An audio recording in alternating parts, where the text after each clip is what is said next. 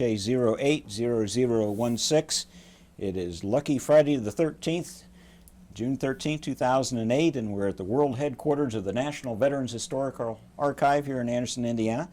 And Jack Moore is our interviewee this evening. First of all, I'd like to thank you for allowing us to do this. You're welcome. And let's start out with your full name.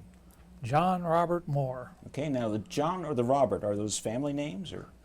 My grandfather was named John. My father's name was Robert. Okay. And that's where the Jack came in. Because we didn't live too far from my grandfather. So instead of calling me John or Robert, they called me Jack. Okay. Well, that worked out. Kind of kept them separate there. Yes, it did. And what is your date of birth?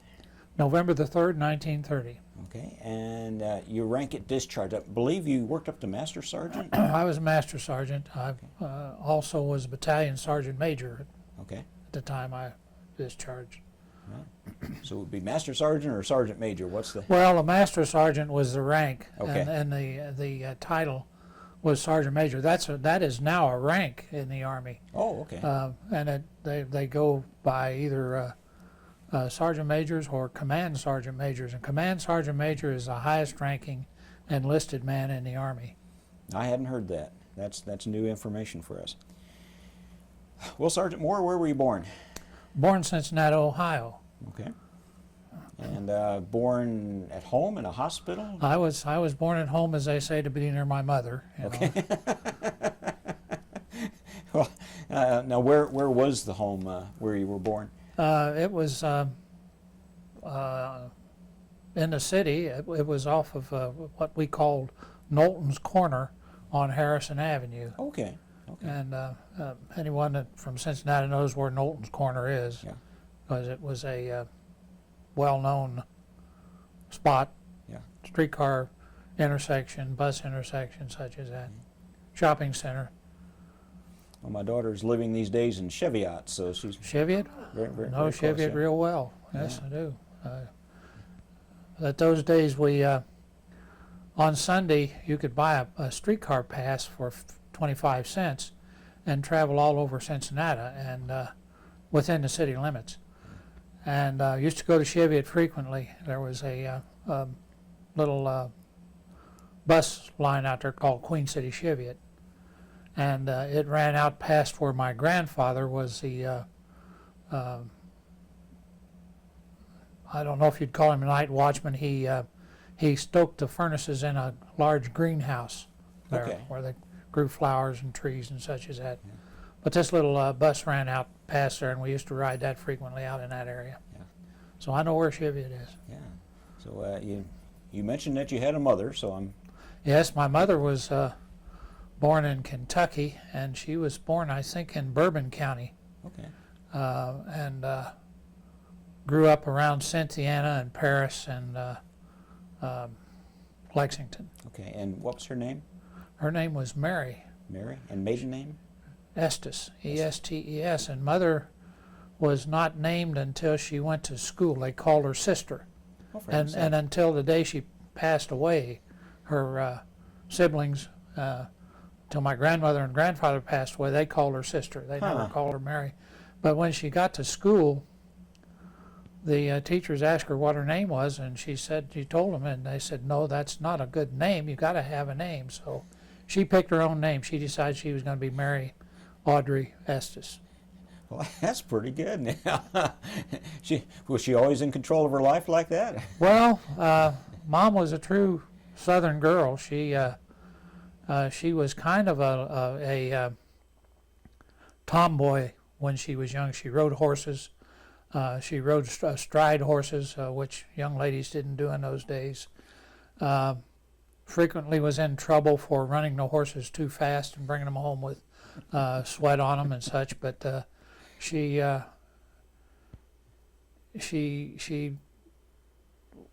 after she married my dad was pretty much in control, because that was, I guess, the way she was brought up, that the man was in charge of the family. Yeah.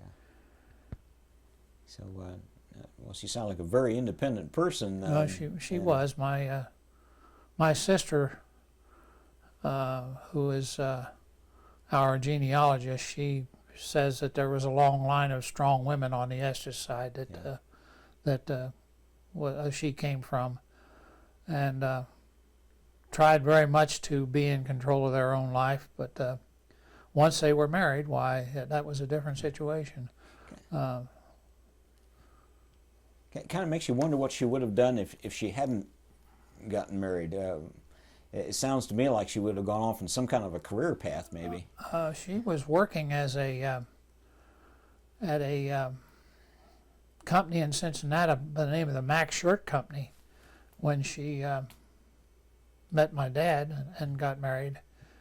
But I don't think she was looking towards a career other than maybe her MRS degree. You know, I think that was those days. That was about the only thing women had to do. You know, was either become school teachers or secretaries or work in the clothing industry or get married. Mm-hmm. Yeah. Well, tell me a little bit about your dad now. His name is Robert? Dad's name was Robert Lee Moore, and he was born Junction City, Kentucky. So both my parents are Kentuckians. Dad, I think, if I remember right, he got to the 8th grade. Was always a great one for education. He believed that education was the greatest thing in the world, mainly because he had to quit in the 8th grade and go to work. He worked as a very young boy in the coal mines in West Virginia. His father moved from one place to another, and apparently to where he could find work, and he moved to West Virginia. My grandfather moved the family to West Virginia and went to work in the coal mines, and my dad did too. Then they came back to Kentucky, and Dad, I don't know, worked odd jobs off and on. Farming, he wasn't a farmer, but he helped tobacco farming and that kind of stuff, worked in that kind of a situation. He did learn to be a carpenter somewhere along the way. Turned out to be a very good carpenter, and worked there until they moved to Cincinnati. I don't remember exactly when that was, but Dad was a young man then. He was no longer a kid. Well, I guess maybe he was 16, 17. Yeah. Went to work for a cement company that had cement trucks. It was named True Batch. And worked, he built the grade school. He helped haul cement to the concrete to the school where I went to in Cincinnati. He built the Union Terminal in Cincinnati. And I think he hauled cement for the Crew Tower, which is the tallest building in Cincinnati, or at least it used to be. I guess it still is. But he worked in quite a bit of truck driving. He then went to work for Red Top Brewery and worked there for quite a few years, and worked for Burger Beer also. And decided that California was the place to go because that's where the industry was and everything was booming out there. So he decided to bring my mother and I here to Indiana. I had an aunt that lived here in Anderson. We were going to stay with her. He was going to go to California, get a job, and then send for us, and we were going to come out there.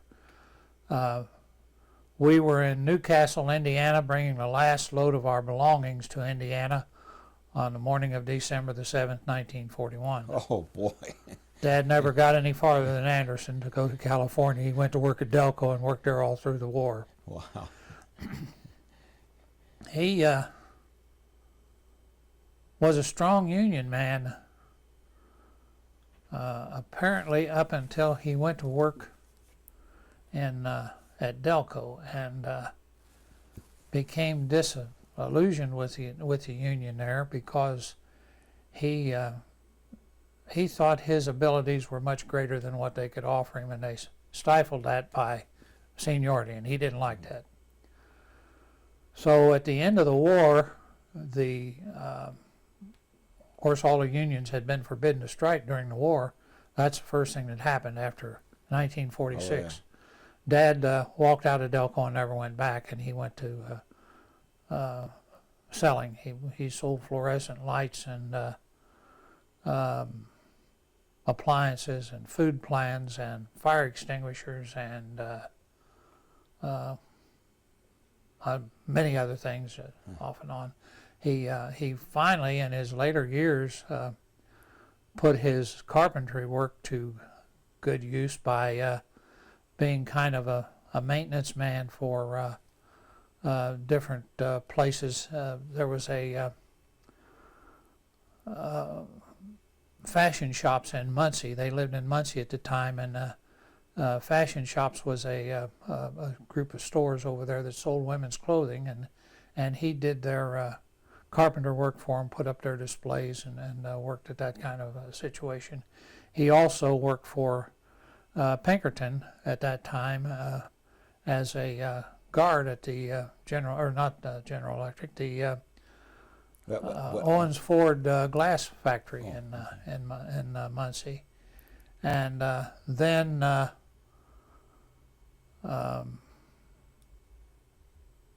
moved on to the.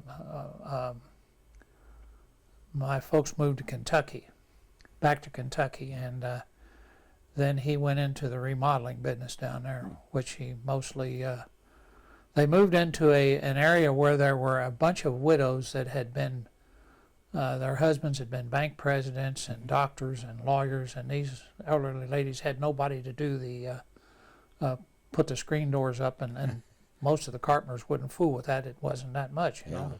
But Dad started doing that and built up a pretty good reputation as that, and made a comfortable living for he and my mother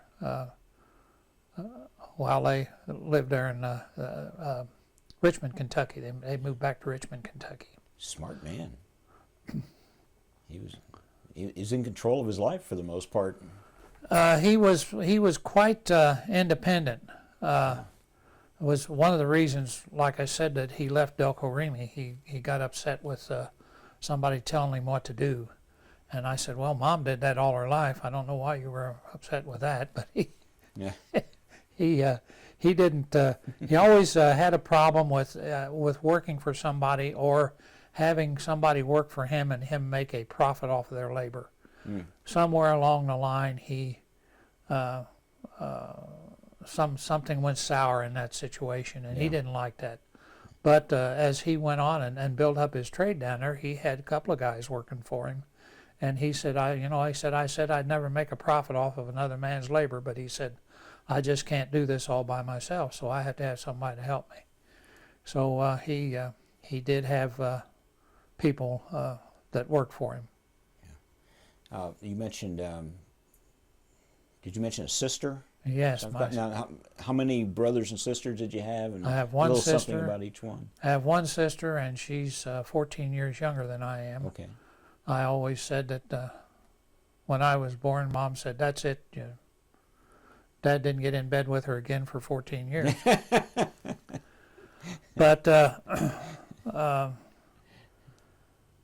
as I say, my mother was a true Southern woman. She figured she'd done her job when she produced a male heir. She didn't think she was going to do any more than that. But somehow or the other, my sister came along in 1944, and she grew up in Anderson and around Anderson. And when my folks moved to Muncie, she moved over there. And when she graduated from high school at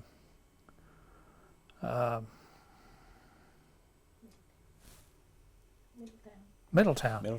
Yeah, they were living outside of Middletown at the time, and she graduated from high school at Middletown, and then they moved to Muncie, and she went to Ball State. Okay. She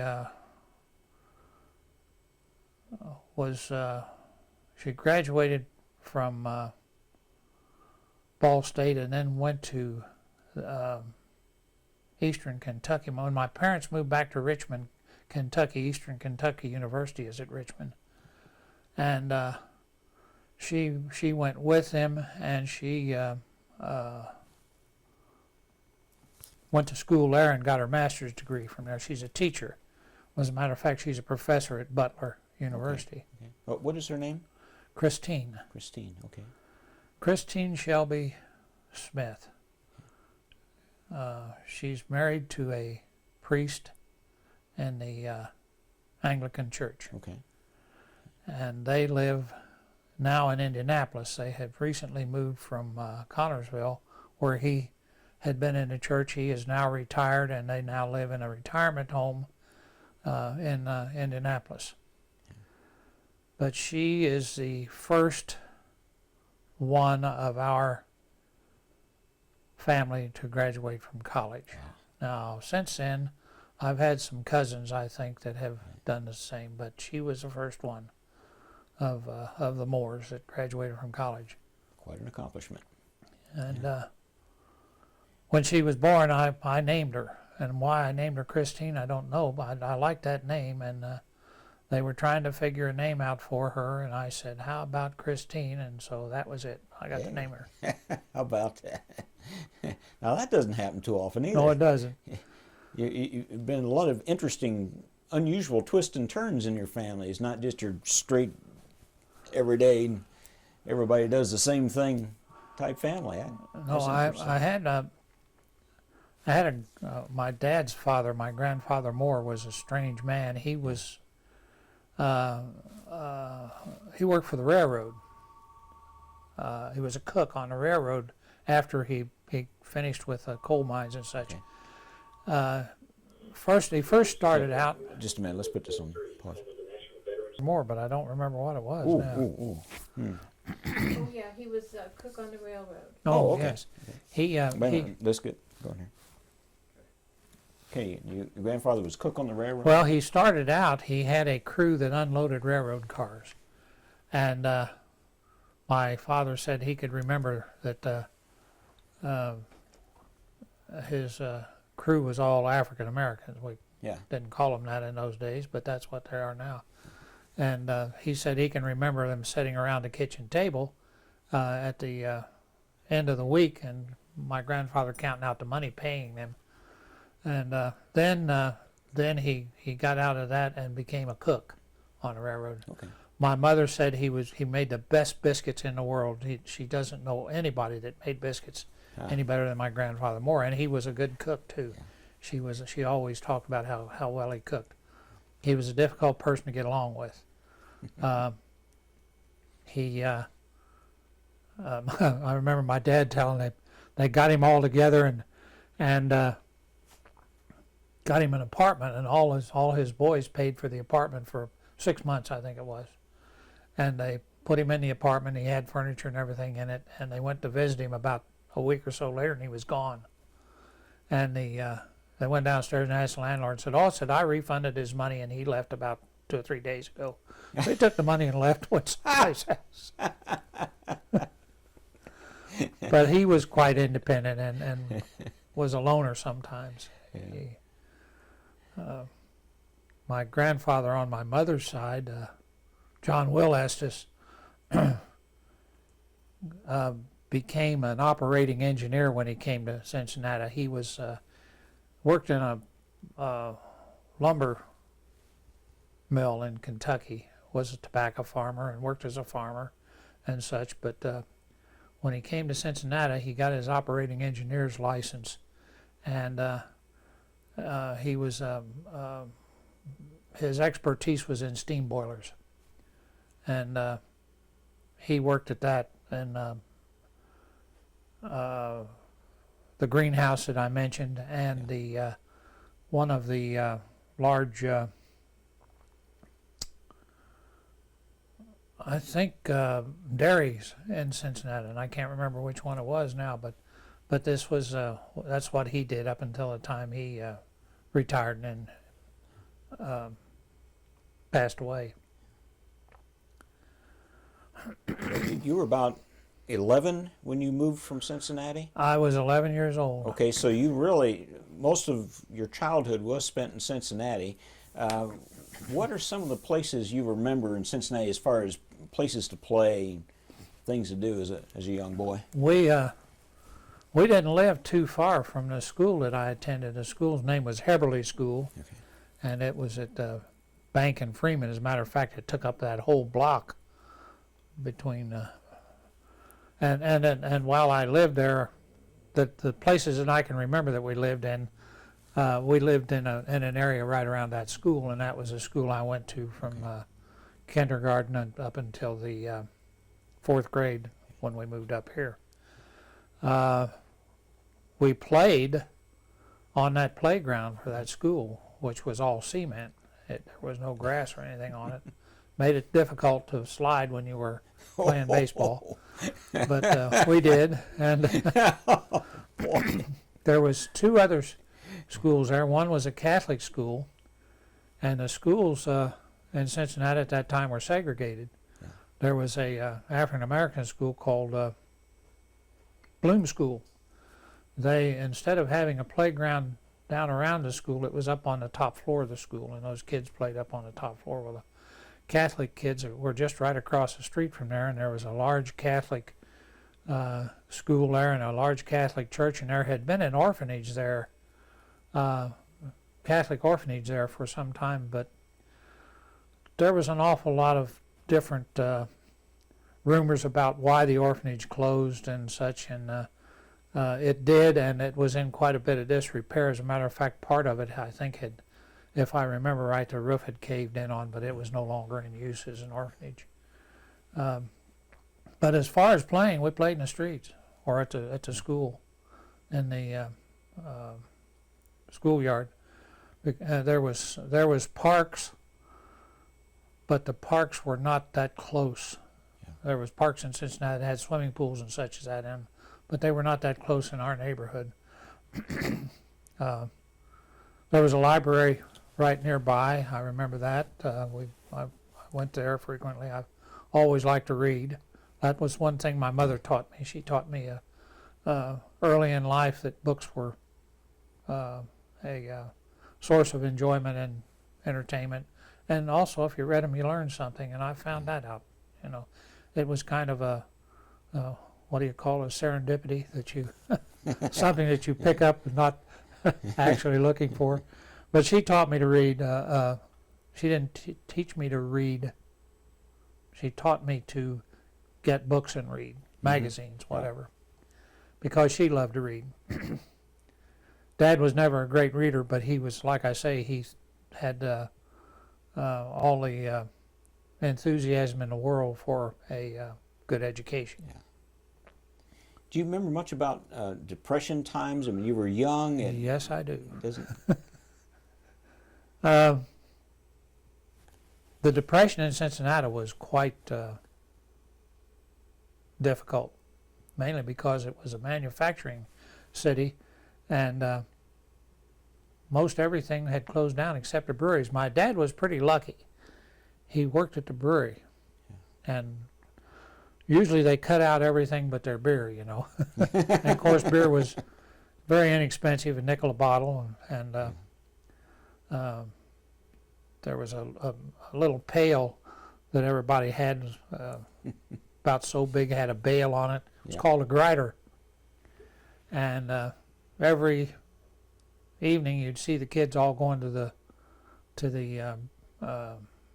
corner saloon to get the grider filled for the old man's supper. That's the first time I've heard the name for it. I'd never heard it called a grider. That's a German name for it. Cincinnati was quite a German community. Yeah. And the beer consumption in Cincinnati was the greatest of any place. Even if Milwaukee didn't come close to Cincinnati, there was so much beer put away there. But during the Depression,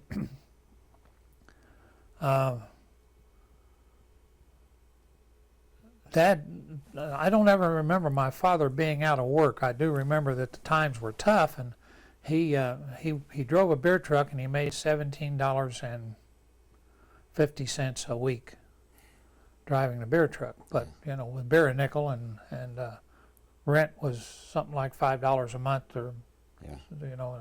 I remember my parents buying a bedroom suite, and they paid $2.95 a month on it for, I don't know, maybe how long, a year or so, to pay it off.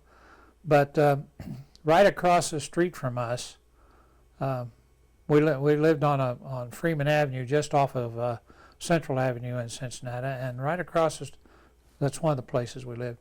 Right across the street from us, there was what had been a bathhouse, and it was a public bathhouse at one time where you could go in and get a towel for a nickel and go take a bath, and many of the single men that worked in different places, that's how they got their Saturday night bath and such before they went out. But it had closed, and it was a soup kitchen during the Depression. I can remember the lines of the men coming out of the door and going down Freeman Avenue, long lines of them standing there waiting to go in and get a bowl of soup and a piece of bread and a cup of coffee. I remember that. The other things that I remember about the Depression, that everybody didn't have anything, so we didn't really know it. We were poor. One of the things I remember is at some time or the other, my dad's siblings wound up at our house. His mother died in 1929. That was before I was born, my dad's mother. And his father was probably not the best parent as far as raising the kids were. But anyway, they would all wind up back in our house. And one of the times that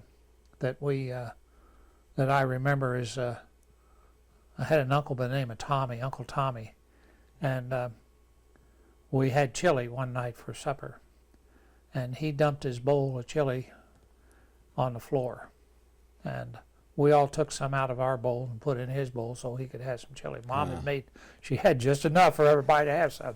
Wow. There was my dad and I and my mom and Dad's brothers and sisters, and Dad had how many? Howard and Tommy and Carl and Ruby and Dorothy. 5? One more. 6? One more girl, and I can't think of her name. She Uh, was in Osco. Yeah. Anyway, we had to all share ours with him so he'd have something to eat. I can remember that food was scarce, but we always seemed to have something to eat on the table. It may have been one pot, but that's the way a lot of the people down there cooked. They put everything in one pot and cooked it. It was easier to do it that way, and it was also much easier to handle. And that seemed to be the case back then. How did people get through the Great Depression? Well, they took care of each other. That's right. I can remember if anybody had any trouble in the neighborhood, why everybody pitched in to help them out. If you had a sickness, why somebody was always ready to go in and help out with a sick person if they needed someone to watch them while they went to the store or something like that. Why, there was somebody there. We moved frequently, and I don't know if that was because we moved to get away from the landlord or what. Being a kid, I didn't know anything about that. But I think my mother was never satisfied after she left Kentucky. I can remember about 4 places in Cincinnati that I can remember that we lived in, and there was others that I don't remember. There was a couple before that. But she just wasn't happy when we moved up here. We moved almost every year. I think as soon as we moved into a place, Mom started looking for another house. Yeah. But they moved back to Richmond, Kentucky, and they stayed in the same house for 11 years. And Dad said, "My God, why didn't you tell me you wanted to come back to Kentucky? I had to come back here 20 years ago." Saved all that moving. But we did. As a matter of fact, when we lived here, I can remember she had boxes of things that she never unpacked. We just moved them from one place to another. That'd been enough of a hint right there. Do you remember any of your teachers from school? The only teacher I remember two teachers from Cincinnati, and one was Mr. Mixie, and he was our gym teacher, and the other one was Miss Stout, and she was my fourth grade teacher. I don't remember who my others were, but she was a teacher I had in the fourth grade when we moved up here. Now, when I moved up here, I went to Central Avenue High School, or Central Avenue School, and the principal there was a lady by the name of Miss Spice, and then there was a teacher by the name of Miss Apple and Mr. White, Ozora T. White, who became someone who I just dearly loved. I said there was two men in my life other than my relatives that were influential in my life, and both of them's name was White. Ozora T. White and Leo White, who was the counselor for the DeMolay in Anderson. And Mr. White was the type of guy that was a great big burly man, had huge hands on him, was our history and geography teacher. Miss Apple was our math teacher, arithmetic, as we called it in those days, and Miss Spice was English teacher. And we had some others. There was in those days they had a gym teacher that traveled around from one school to the other. And her name was Miss Childers, wasn't it? Huh. And she came 2 days a week, I think. Tuesdays and Thursdays. And then when I got to high school, there was a bunch of teachers in high school that I remember. My homeroom teacher's name was Mrs. Hughes, Helen Hughes, and she was in the English department, and I was in homeroom 301. And just a myriad of teachers there. Mr. Swift was, I think he was a health and safety teacher, and Villers was a shop teacher, and yeah, I said I remembered all of them, and now I don't. Miss Graham, an English teacher. Who was a geometry teacher that you didn't like? Maybe we shouldn't mention that name. But anyway, there was quite a few. But like I say, Mr. White, both Mr. Whites were probably the two that I remember the most fondly, because Ozora T. went on to become a principal at Madison, in the Madison Heights area. And he was our basketball coach at Central Avenue. Okay. I started playing basketball there, I think, in 5th or 6th grade. I can't remember. But anyway, what we had no gym. The gym that we had at Central Avenue was in the upstairs on the top floor, and they wouldn't let us play in it because the floor was too weak and they was afraid it'd fall through. But we used to go to Washington School, which is now Liberty Christian, to practice. They had a gym, and that's where we went. And he had a car, but he didn't have any insurance on it, so we had to walk from Central Avenue down there. And when we got down to 23rd and Columbus, he'd give each one of us a finger, and we'd walk across the street while we held on to his fingers. Mr. Hosier. Mr. Hosier, yeah. So, what position did you play? I was the center. I was always a tall, long, gangly. Yeah, I would have guessed forward or center. And those, as a matter of fact, I was the third tallest kid in my high school class, and I was probably 3 or 4 of us that were 6'2". I was 6'2 and a half. I always put that half in there. But Bob Wirt was the tallest, and Bob was 6'4", I think it was. And then there was a few others that were 6'2", 6'1", such as that. But I was always the center, and played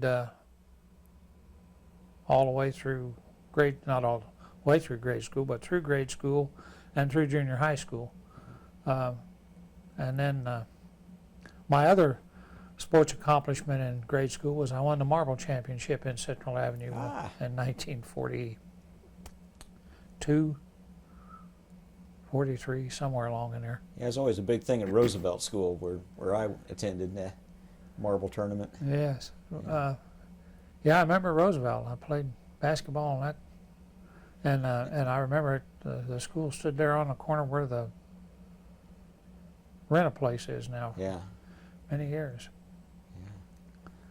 Yeah. All my schools are gone now. I went to Many nice of them. junior high. And Even my high school's gone. High school's gone. yeah. They had to move it after it burned down, but How would you compare the schools in Cincinnati with the ones here?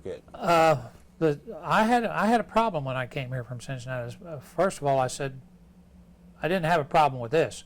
The schools were segregated in Cincinnati. When I got here, they weren't. Now they were segregated because of the location of the school. You know, all black kids went to Hazelwood. Right. But when they left there, they went into the junior high schools, which were not segregated anymore. They were integrated, and the high school wasn't integrated. Yeah. Everything in Cincinnati was, even through the high schools. And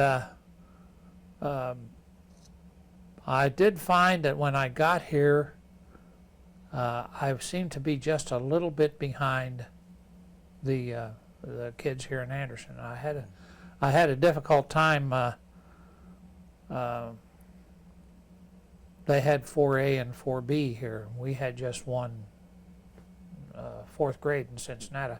So I got here in the 4B and was behind in some of the mathematics, and Miss Apple didn't want to pass me on to the 4A. Mr. White said, no, said go ahead, said let's go ahead and promote him, because he said he'll catch up. He'll do it, which I did. Yeah. And I guess that's another reason I liked him so well. He had some confidence in me. Miss Apple didn't like little boys. She just was not crazy about them at all. She had a problem with them. Well, sometimes we are a problem when we're little boys. When you were in Cincinnati, did you get to any of the Reds games? Yes. As a boy? I became a Reds fan then, and I'm still a Reds fan. I don't follow them that closely anymore, but they had what they called a knothole club down there in those days, and it was you paid 50 cents a year, and you got a ticket, and you got to go to 12 games a year. Oh, for heaven's sakes. And you got to see the good teams. You got to see St. Louis and Brooklyn and all those, the good teams. It just wasn't the last place teams, which Cincinnati was sometimes. But the very first ball game I ever went to, my dad took me to the ball game, and I couldn't have been more than 6 years old, 6, maybe 7, probably 6.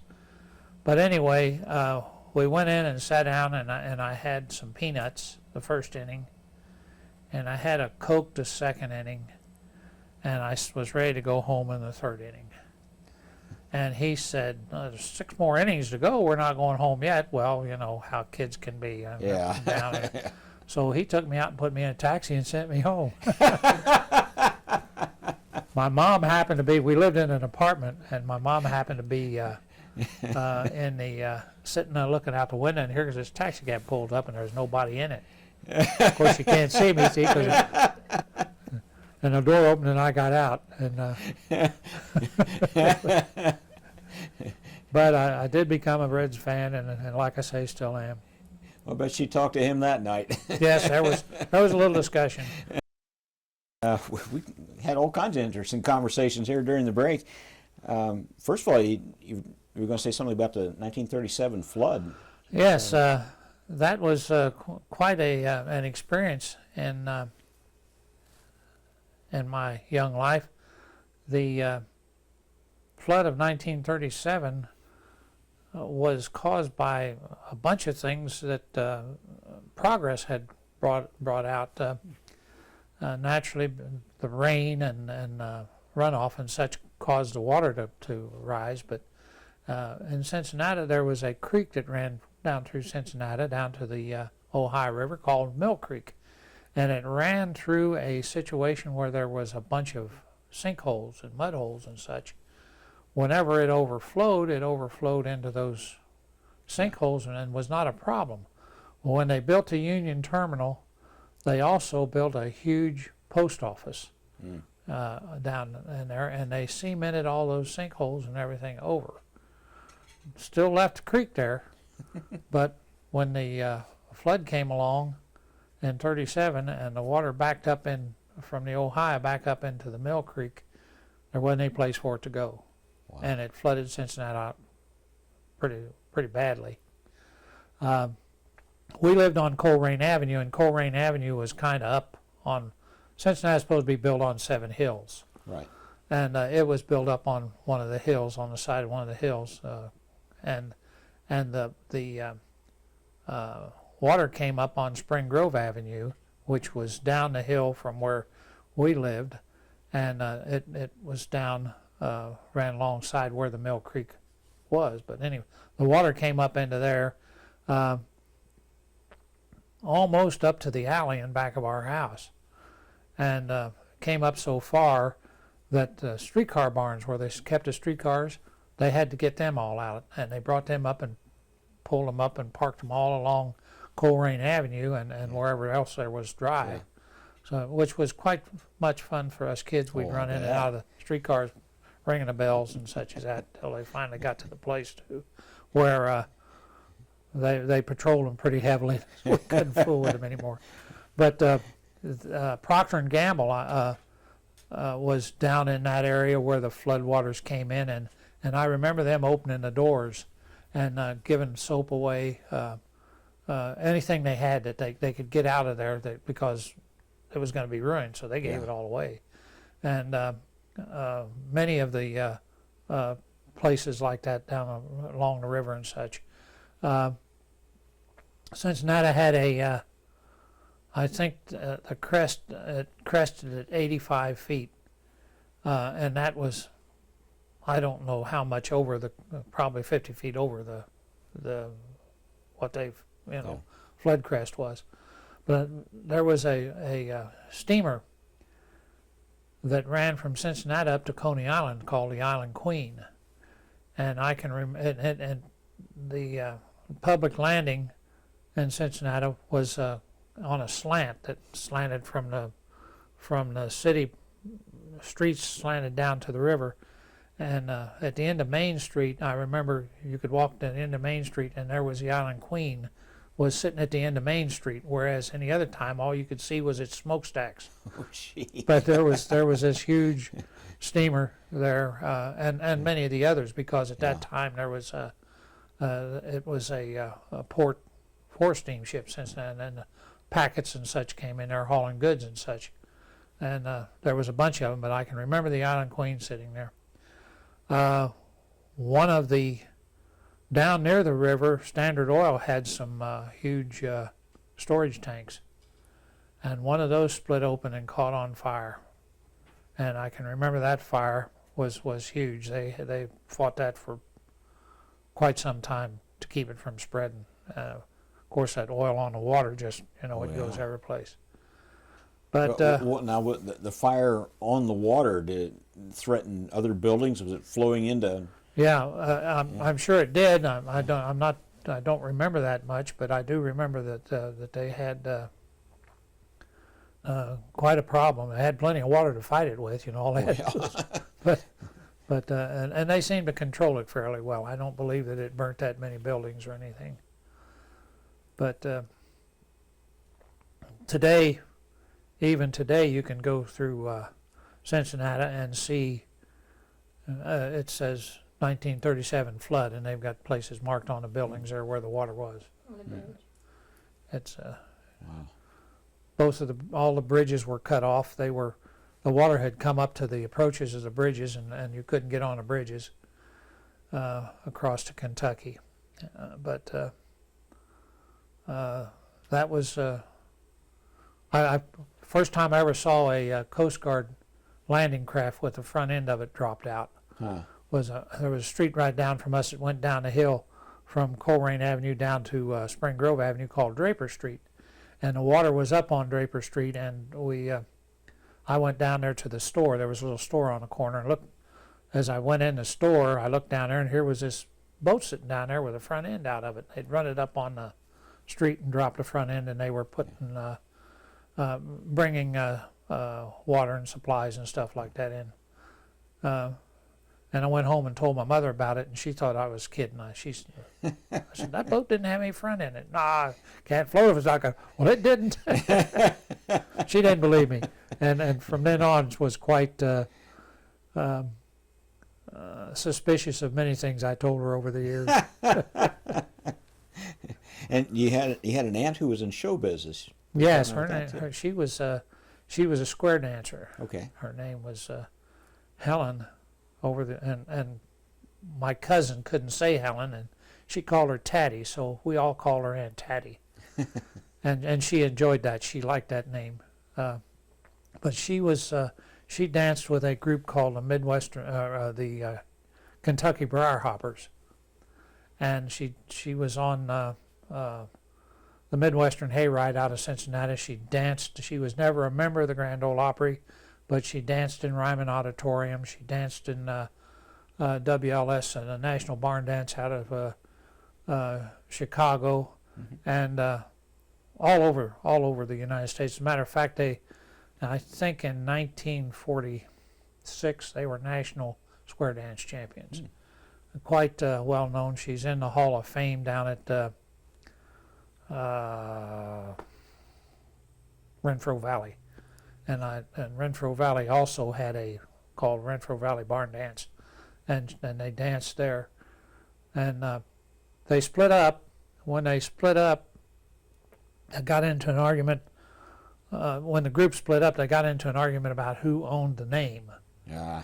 So my aunt and her husband at that time, Ethel McNew, they formed a group called the Junior Kentucky Briarhoppers, and they were kids. Some of them were my cousins, and others. One of them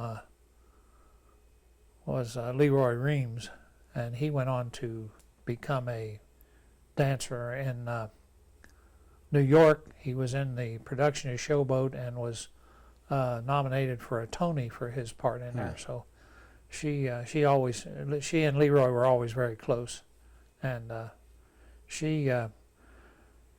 After she divorced my uncle, she went to work on the road as part of a act with a bear, and this huge bear. And I don't know exactly what all they did, but she said it was one of the most fun things she ever did. This bear, she just loved it, and went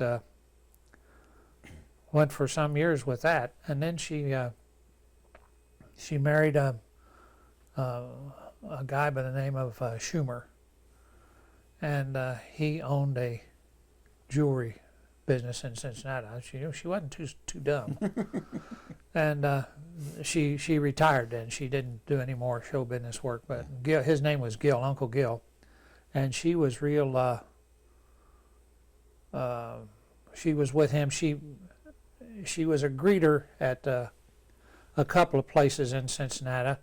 One of them was the Cricket restaurant in downtown Cincinnati, right. That was in the Cincinnati Hotel, and that's where she met Uncle Gil. She was also a greeter at Mike Fink's riverboat across the river in Covington. But once she married Gil, why she retired, and when he passed away, why she ran his business for a few years and then sold it, and passed away here about 3 or 4 or 5 years ago. She was living up here in Muncie at the time.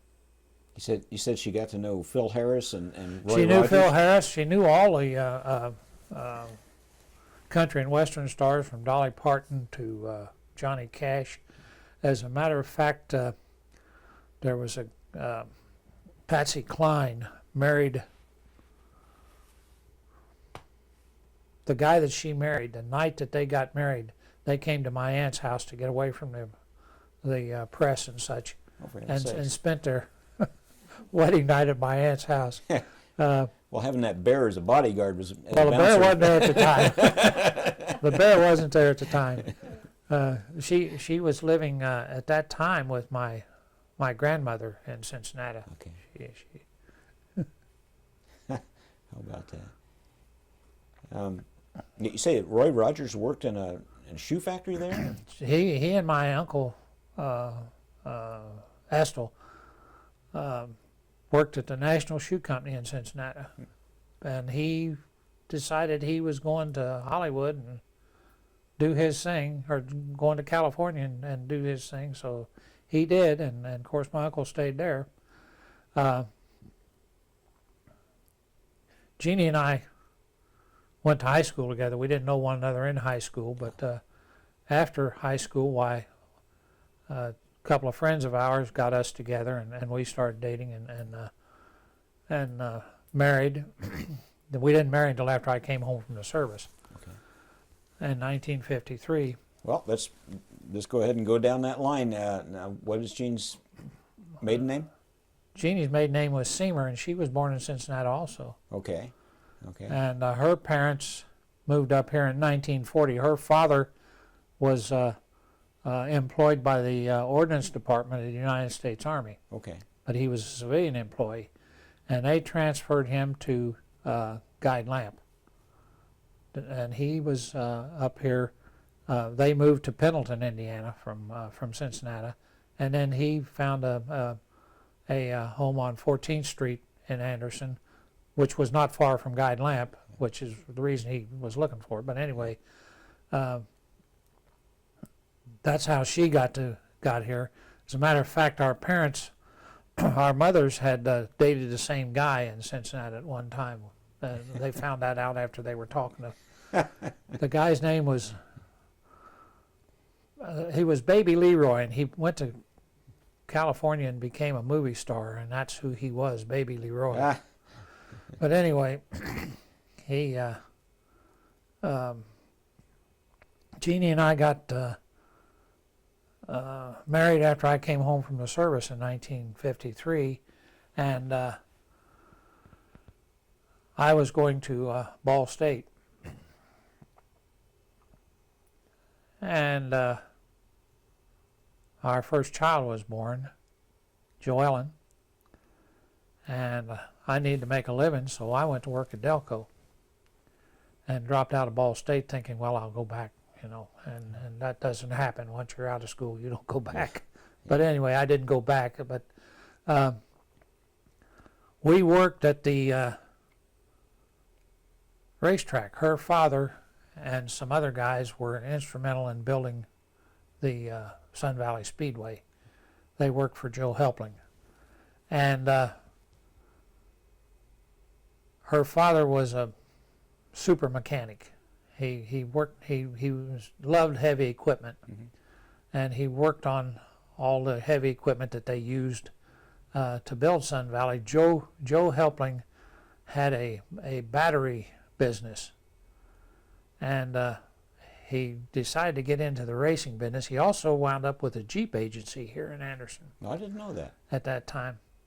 And he decided to build the speedway out there. Well, he even built his own gravel pit out on, it was over on Madison Avenue. So he used his own gravel, his own deal.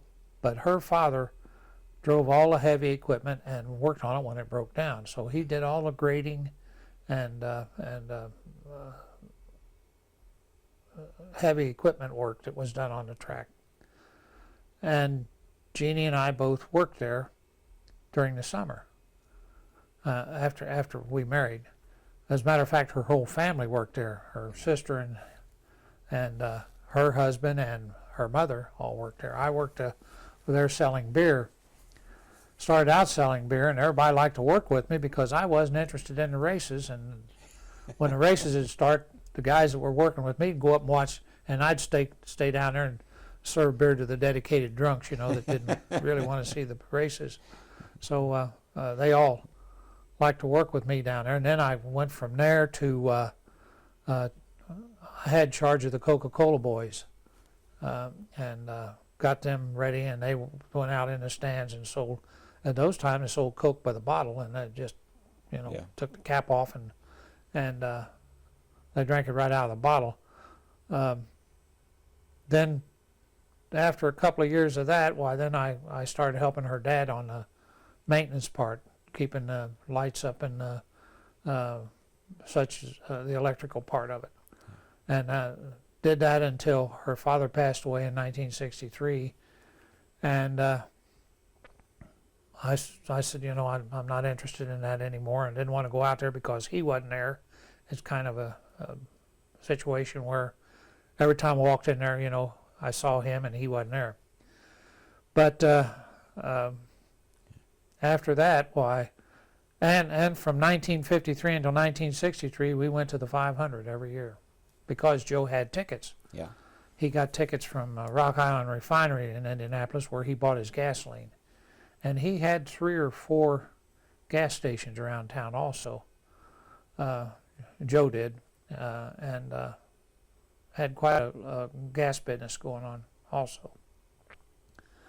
But other than, I worked at Delco for 33, 34 years and retired in 1988. Been retired over 20 years and enjoyed every bit of it. And if I had to go back to work now, it'd kill me. Yeah. I hear that. Okay, so where did he take you on the first date? Oh my goodness. Oh, you want to hear about that? Oh my goodness. See, it's not so bad The when they first- forget, but if you forget. That's a whole story in itself. The first serious date we had, she belonged to a sorority. And she was the president of the sorority. And they had a Sadie Hawkins Day dance. You know Ah. what Sadie Hawkins Day Oh, yeah. dances were. So she invited me, and it was in the ballroom of the Eagles Lodge, uptown here in Anderson. And when we got there, she didn't have the tickets. Now, she's the president of the sorority, but they wouldn't let her in without the tickets. So I had to pay for the tickets, and I think they were something like $1.50 a piece, Like $3. $2. Yeah. $2? $2. I had to pay for the tickets, and I always told the kids I married her to get my money back, but I never did. But We had a date before that. Yes. I had a date before that, and I don't remember where we went, but she had a At Rex's house. it was at the couple's house that had introduced us. Yeah. She had a raincoat that had a hood on it, and it was blue, and it seemed to me it had a gray lining. And we were at Pat and Rex's house, and it was inclement weather, and she wore the hood up. And when I took her home, and then went home, and my mother waited up for me no matter where I went. She didn't want me to know it, but I know she did. And when I came in, she was sitting at the kitchen table, maybe drinking a cup of coffee, I don't know. But she said, "How did your date go?" Being a kid, I said, she said, "Well, what did she look like?" And I said, "Well, I don't know. She had a bag over her head all night long."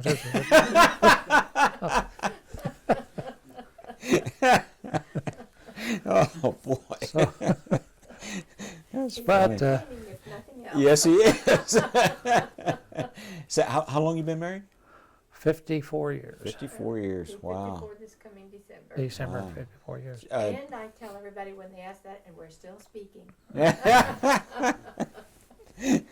So how many children? We've got 3. Joellen's our oldest, and she's 52. And Jeff is our oldest son. He's 50, and he works at Allison Transmission in Indianapolis. He is a senior project engineer. He is also the assistant fire chief in Pendleton, in charge of the ambulance service, and he also flies his own airplane, and it took him 19 years to build it. Wow. He started out building it in our garage, and it moved from there to his house before he got married, and then to his house after he got married, and then finally finished it up here a couple of years ago, and and it's still flying. It's been a very much of a joy for Then them. Oh, yeah. our youngest son is named John David, and he, up until about 2 months ago, worked for a guy by the name of Duke Tomato. And Duke decided to go it alone by himself, and he fired everybody from his backup band to John and the other people that were involved with him. Yeah. So John is now actively looking for a job. Yeah.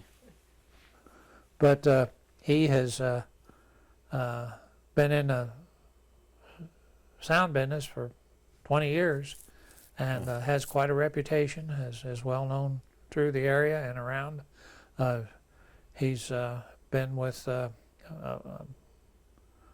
and situations where the Duke played with ZZ Top. Mhm. As a matter of fact, we were at a reunion one time in Peoria, Illinois, and these big tour buses pulled up, and we were on the elevator, and these guys got on the bus, and I said, "Who's the band?" And the guy said, "We're ZZ Top." And I said, "Oh, do you know Duke Tomato?" And they said, "Yeah, we do." So How about that? but, I have two granddaughters. One of them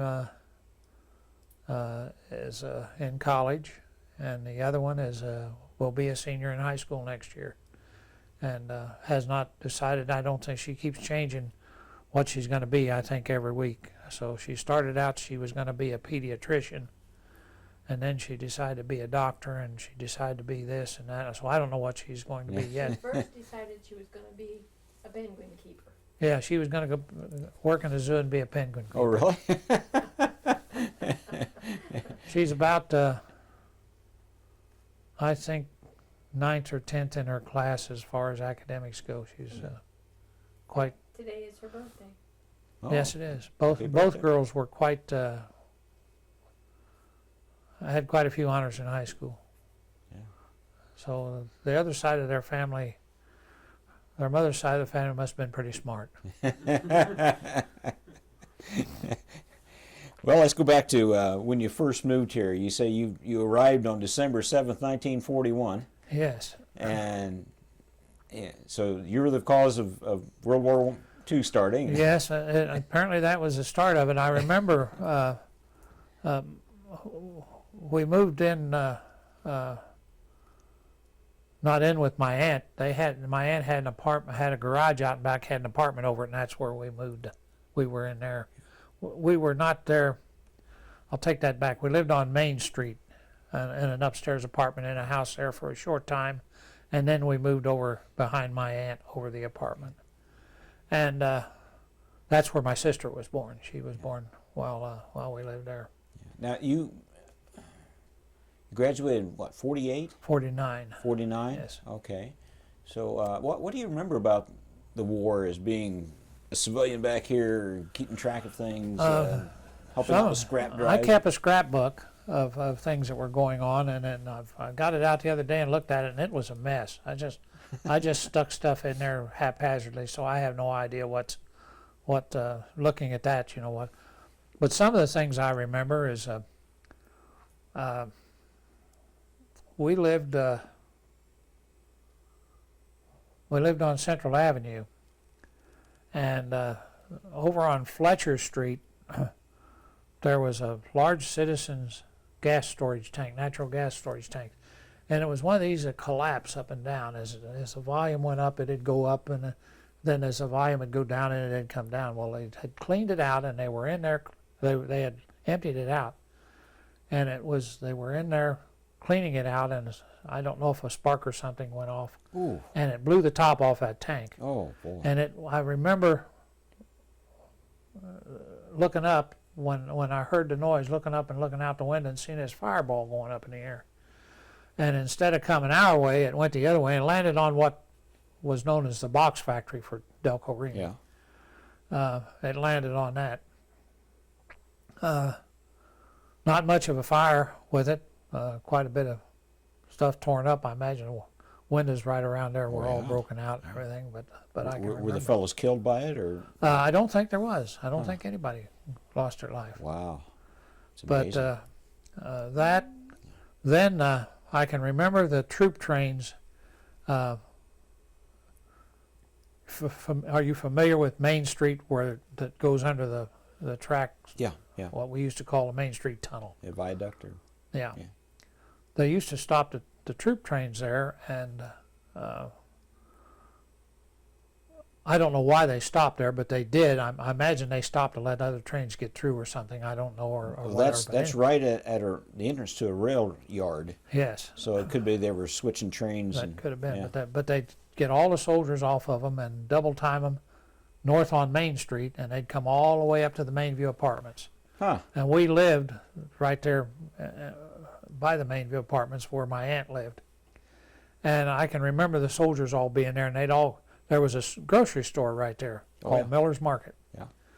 And they'd give us money, and we'd go in there and buy them cigarettes and candy and chewing gum and stuff like that, and then they'd give us a nickel or whatever it was. Yeah.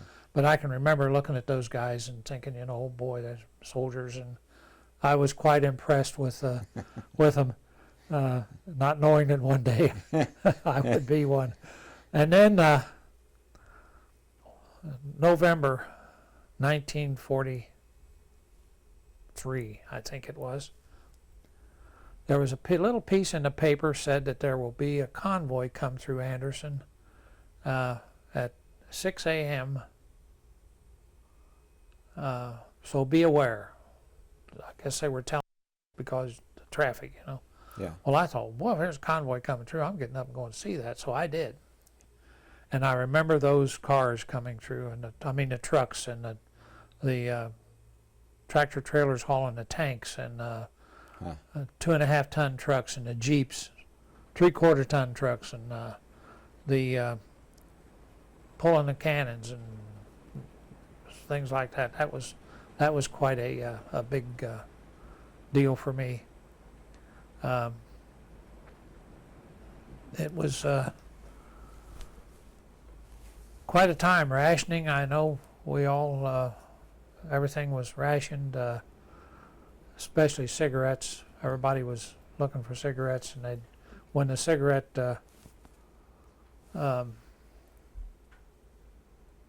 truck would stop at Miller's Market, why, we'd all run home and tell our parents, Yeah.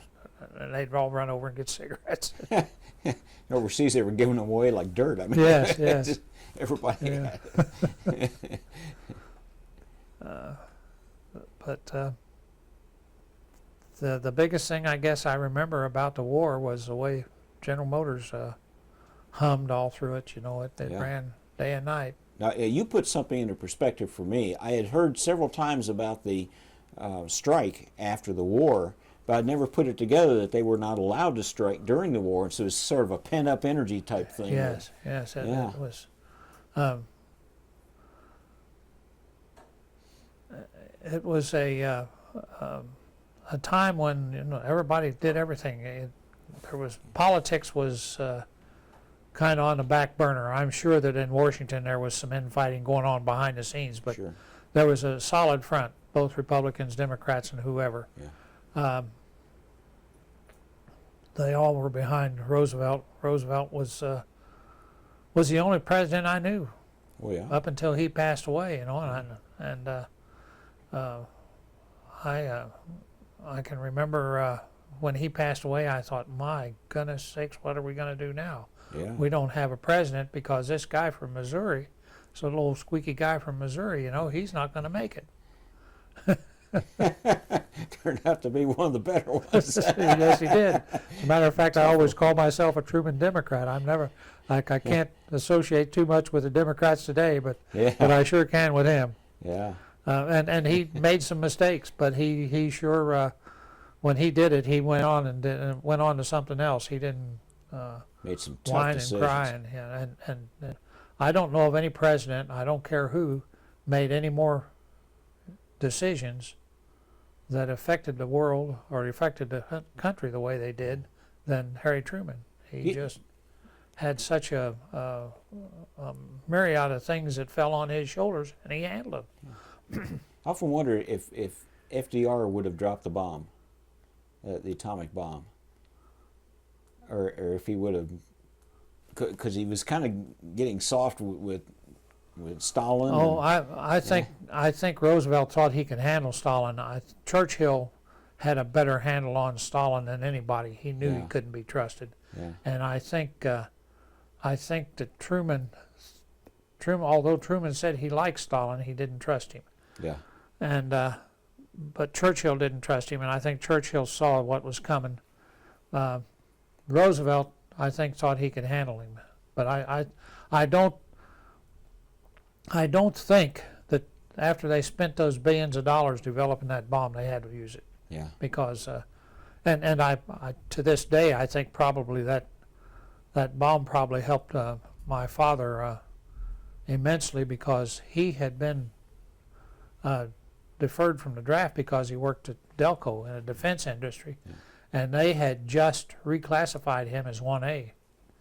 And they were getting ready to invade Japan, and they were starting to bring divisions home from Europe, yeah, and getting them ready to go to Japan, get ready for the invasion of Japan, and they were going to start drafting older men. My dad was 38 at the time, oh my, and they were getting ready to take those people in. Well, when Truman dropped those two bombs, why,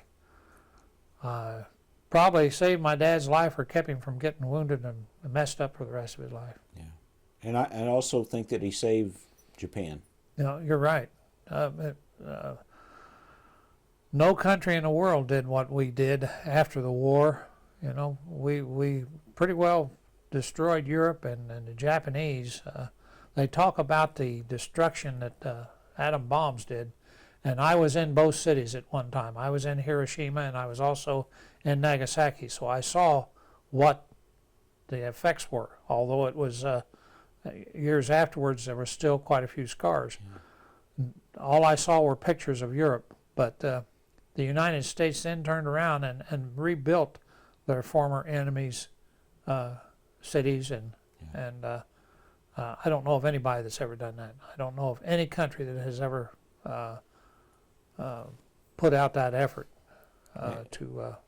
And I think they would have fought to the last man, woman, and child, and there wouldn't have been any Japanese left. I think you're right. I think he saved a lot of Japanese, and I think that that's one of the things that the Japanese revere MacArthur for, is because of the way he handled them, and for the things that he fought for them. You know, not to keep the emperor, and to not try him as a war criminal, although he was probably as much responsible for the things that went on as Tojo and the rest of them were.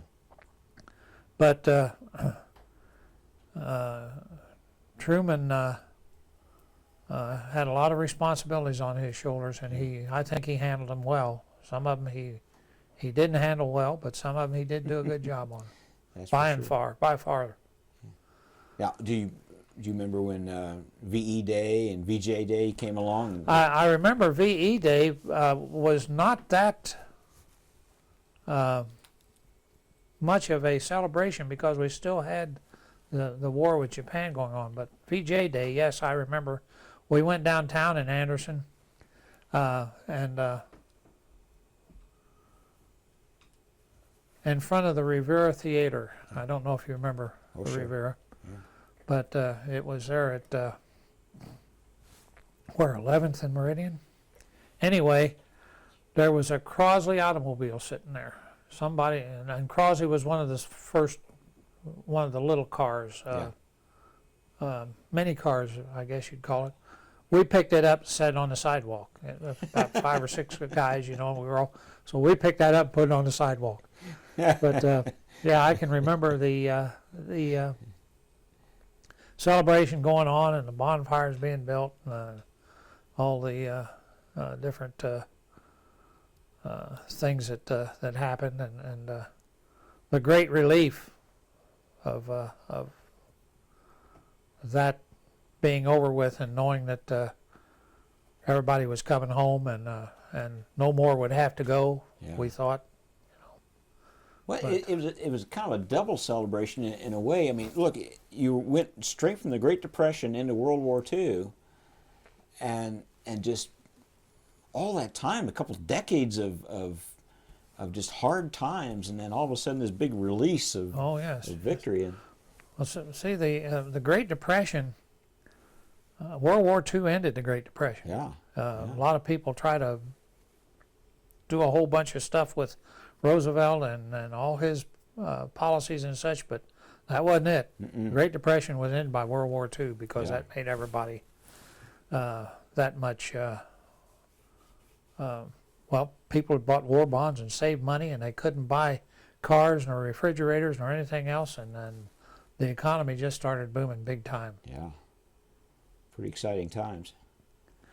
But it was an exciting time, and we looked forward to it. That was 1945, and I went into high school in 1946, and Anderson won the state championship in 1946. Oh yeah, And I was fortunate to be in high school at that time when that happened, the last time they won one. And how well did you know the fellows on the team? pardon? How well did you know the I fellows? didn't know many of those guys. Johnny Wilson, I was running track. I was running freshman track, and Johnny was a senior. I did get to know John, but after that he left, went to the Globetrotters. Well, he went on to Anderson College and played there. Then after that he went to the Army, and then come back and played with the Globetrotters. And now see John every once in a while, but he's off with his son someplace in Pennsylvania, I think, as an assistant coach wherever his son coaches. And I just saw him here about 6 months ago, and spoke to him for a short time, but didn't know Carl Erskine, but I've come to know Carl Erskine over the years since I've been involved with the Eagles, and some of their fundraisers were with Special Olympics and such. And Carl's very involved in that. I've got to know him. Harry Farmer, after he graduated and went to college, he went on to Atlanta and became a multi-millionaire down there as a stockbroker, I think it was. Mm-hmm. And Bob Spearman. Bob Spearman. Bob Spearman, I did get to know Bob Spearman. He became an undertaker and went up the northern part of the state. He and I used to eat lunch together down at the Cellar Cafe in Anderson when I worked at Kaufman Hardware. And I guess that was about it. Well, we're pretty. Graduated high school in '49, and somewhere along the line, you wound up in the service. I graduated from high school in 1949, and I was working at Kaufman Hardware at that time at 7th and Meridian. And I had gone to work there in 1946 part-time, and when I graduated from high school, I went full-time. And I worked there until June of 1951, when I was drafted into the service. And went to Indianapolis for my physical and my induction, and then I went by bus from there to Fort Custer, Michigan for my processing. Went through the aptitude tests and such as that up there, got my initial shots, and went by troop train from there to Fort Riley, Kansas. When I got on the train, there was I was one of the last to get on the train. All the seats were taken, so I got a room. It was a Pullman train. I got Pullman car, and I got a room. So me and another guy shared a Pullman car room all the way to Fort Riley, Kansas. But unfortunately, when we got to Kansas City, Kansas, we started to got to Kansas City, Kansas, and started on into Kansas to go to Fort Riley. We got to Lawrence, Kansas, and stopped. The train stopped. And while we were stopped, why I got out and was standing on the in the doorway of the car looking out and looked down, and there was water running under the tracks. And all at once the car jerked and they started backing up, and they come and closed the door, and we backed up into Kansas City. The beginnings of what they said was a 100-year flood started in Kansas Oh, good night. at that time. They backed us up into Kansas City into the train yards there, Yeah. and we sat there for 24 hours. Now there were 1,500 men on that train. Oh, And most of them were draftees. All of them were draftees. yeah. And all of them were young. You know, here we are sitting in this place. We can't get out. Fortunately, we had enough food and everything on the train, and we had a place to sleep. But we sat there for 24 hours until they cleared a way for us, and we went down through the southern part of Kansas and came back up in and came back into Fort Riley from the southern part of Fort Riley, and was there for 2 weeks. The flood got worse. The camp flooded, and we moved up into the hills and Fort Riley, Huh. and was up there for 17 days. And during that time, they supplied us by airdrop, and C-46s would come through, and the guys, you could see them in the doorway shoving the crates and stuff out with the parachutes on them, you know. And that was quite an experience. When we moved out, when we moved out of the camp up into the hills, whatever wildlife was down around there moved up with us. And we woke up in the morning with snakes in our tents and all kinds of different things that we weren't, me being a city boy, wasn't used to. You know. But we were there for 17 days, and then when the floodwaters receded and we went back, we had to help rebuild the camp along with doing our basic training. Oh, yeah. Fort Riley had been the cavalry post of the West, the major cavalry post. That's where Custer left to go fight the Battle of Little Bighorn. And there were still stables and such there for that. The horses weren't in the stables anymore, but we used them for training facilities and inclement weather and such as that. They could pull the sides up on them, and there was plenty of room to not actually fire your rifles, but go through the rudiments of the drills that you had to do to fire and such. But we rebuilt a lot of that. The floors in the barracks were all warped and out of shape. We had to tear those out. We didn't do any of the carpenter work, but we tore those up, along with doing our basic training. And I was the last 16-week cycle to go through Fort Riley. Then they dropped down to 12. And one of the things that I remember about Fort Riley was they had a railroad that run through there.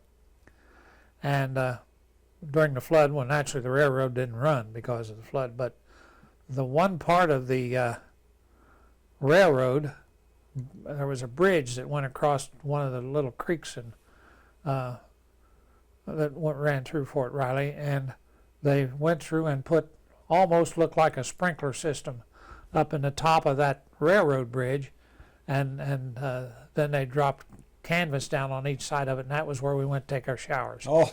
And we'd go in one side of the railroad bridge, they'd put about 25 or 30 of us in there and then turn that on, and we'd all take a shower, and then we'd all rinse off, and we'd move out.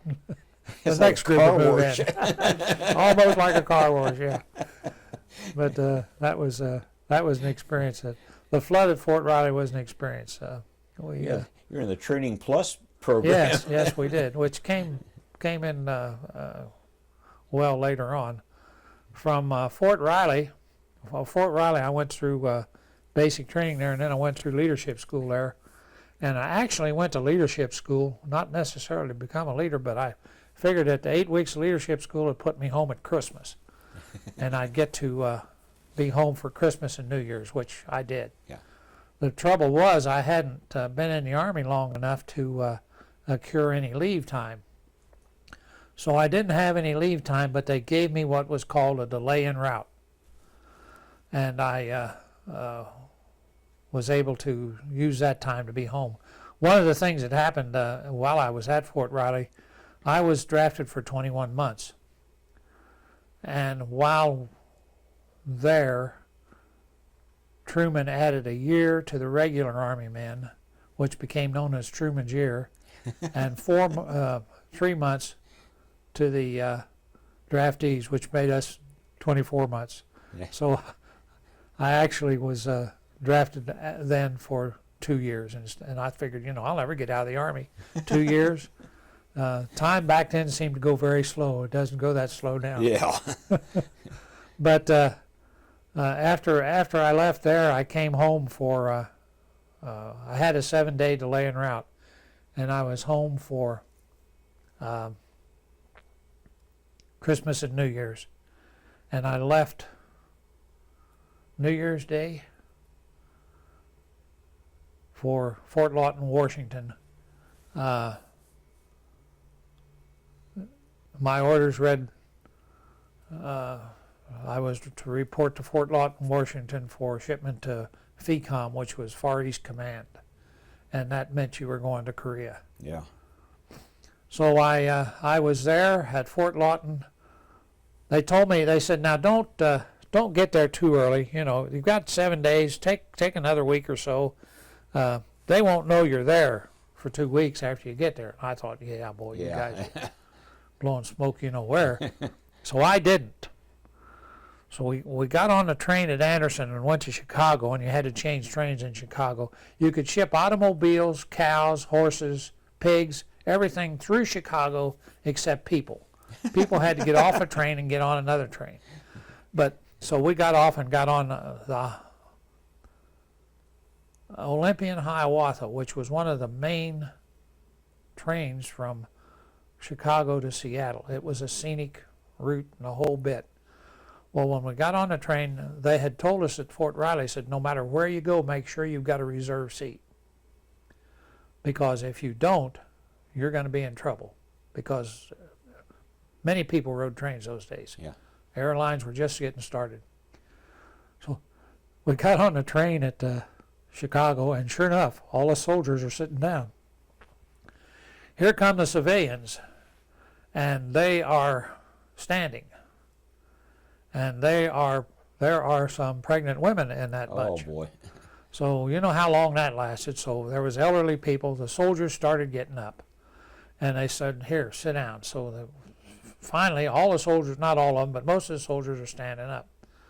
So one of the porters came through, and he said, boys, follow me. He said, I'll find you a place to sit. So he took us to the club car.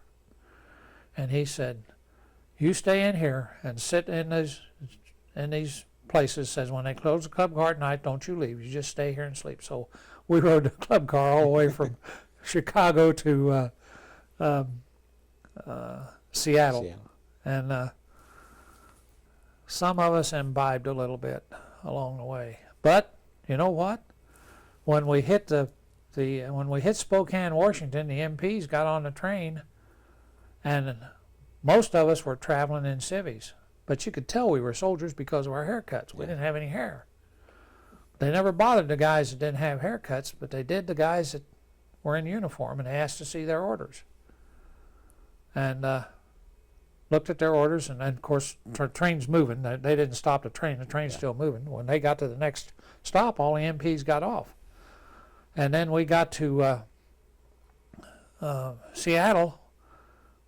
When we got to Fort Lawton, they put us in the old. Fort Lawton was a prisoner of war camp during the Second World War, and they put us in the shacks that they had the prisoners of war in, and they were old tar paper shacks, and you could see the cracks in the walls. And of course, this is in January, and it's a little chilly, and Seattle, it rains quite a bit. It just rains. It seemed like constant. Every day it rained.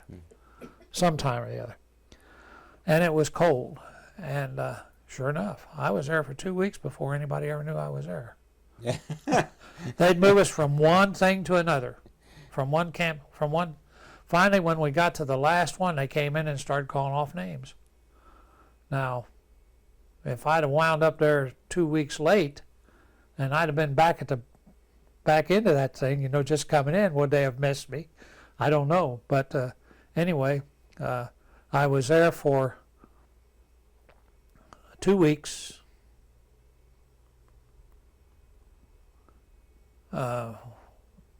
Wasn't shortly after that they processed us and we were on our way. We got on the ship to to go to Korea, Yeah. or to go to Japan. We were going to Japan, and it was the SS Sadeo S. Munamori, and it was named after a Medal of Honor winner in the Second World War, and it was a converted Liberty ship. And I had a friend that was in the Merchant Marine during the Second World War, and he said Liberty ships were round bottom, and said they'd roll in a heavy dew. He said they just and he was right. But we were sitting there at the dock. We got on the ship, and the Pope, the General Pope, which was a troop ship. Yeah. It was made to. It had pulled in on the other side of the dock. We were sitting on one side of the dock, and it pulled in on the other side of the dock. And the band played for them, and then made an about face and played for us as we were leaving, and it played So Long It's Been Good to Know You, Huh. which was a popular song at that time. Unfortunately, one of the tugs ran into the side of us while it was trying to pull us away from the dock, and I thought, my God, they're going to sink us before we get out of here. But we started out, and it seemed to me as though it took us something like 8 hours to get out of the Sound. That is a long, tedious trip, and they can only travel a certain speed, I'm sure. And that thing could only made about 8 or 9 knots anyway. But it was dark by the time we got out of the Sound. And they took us the northern route. That, of course, it was the shortest, and they were trying to get us there as soon as possible. Sort of a great circle. Yes. route. So we started. I thought, boy, we get to stop in Hawaii. All the other guys I'd talked to had said they'd stopped in Hawaii, and I thought, I get to Hawaii, I'll never go anyplace. I'll go AWOL and stay there for the rest of my life. But anyway, we didn't stop. We went straight from there to Yokohama, and we hit a storm. And it seemed to me as though we rode that storm for all the time we were out there. There was only about 40 of us that didn't get sick. And that first night, the smell and the stench down in the hole where the bunks were was so bad that I went up on the deck, and they had the hatch tied open. And around behind the hatch there was some type of a thing that you put a rope around or something. I don't know what it's called. But anyway, I sat down on that, and that's where I slept all night long. And it was up and down. And this ship was just short enough that it'd come up. It wouldn't catch the next wave coming in. It had hit just in front of it, and it had pulled a screw up out of the back out of the water. It would shake that. I thought it was going to shake this thing apart. And talking to my buddy that's the merchant mariner, he said, I remember that too. He said that's one of the bad things about it. But anyway, the next day for breakfast, we went in and there was no chairs in the mess halls. You stood up, and of course they fed you with one of those metal trays. Well, not being wise to the ways, I sat my tray down on the table that was about that high, just walked up to it and set it down, and the ship went like that, and my tray went that way. Most everybody else had their thumb on their tray, so it wouldn't go. But mine went that way, and I lost my breakfast. So anyway, after that, I was shaving or washing up in the, as the Navy calls it, the head. And this one guy next to me, we'd been in basic training together, and he said, you what are you doing? I said, what do you mean, what am I doing? I said, I'm going to Japan. He said, no. He said, have you got a job? And I said, no, I haven't got a job. He said, can you make salads? And I said, what do you mean? He said, well, they're looking for a salad maker in the officers' mess. I said, yeah, I can do that. I've done that all my life. And didn't even know what he was talking about. But I did for that whole thing. We stayed in the officers' mess and made salad. We ate our meals there. We had the best food on the ship. We even put out the ship's newspaper while we were there, and that was an enjoyable part of other than the up and down and the people getting sick. But the guys that were up there in the mess hall didn't have that problem. So we got to Japan and docked, looked up, and there was the Pope sitting over on the other side of the. They'd reloaded and beat us there. Oh, no. It took us, I think, something like 17 days to get there, and I think the Pope made it in something like 14 or 15. Oh. They'd passed us on the way, apparently. But anyway, Camp Drake was the reception center in Japan. And when we got there, there was this huge recreation building, had gyms and everything in it. Went in there and looked, and there was a Far East Championship basketball team, and there was Johnny Wilson in it. Oh, for heaven's sake. He had played on the Far East Yeah. team, and probably that's the biggest part of what he did. Yeah. I had a buddy that went into service about the same time I did, and he went to Fort Knox, Kentucky, and played basketball down there for 2 years. Never went anyplace. He stayed there for 2 years. Huh. But while I was there at Camp Drake,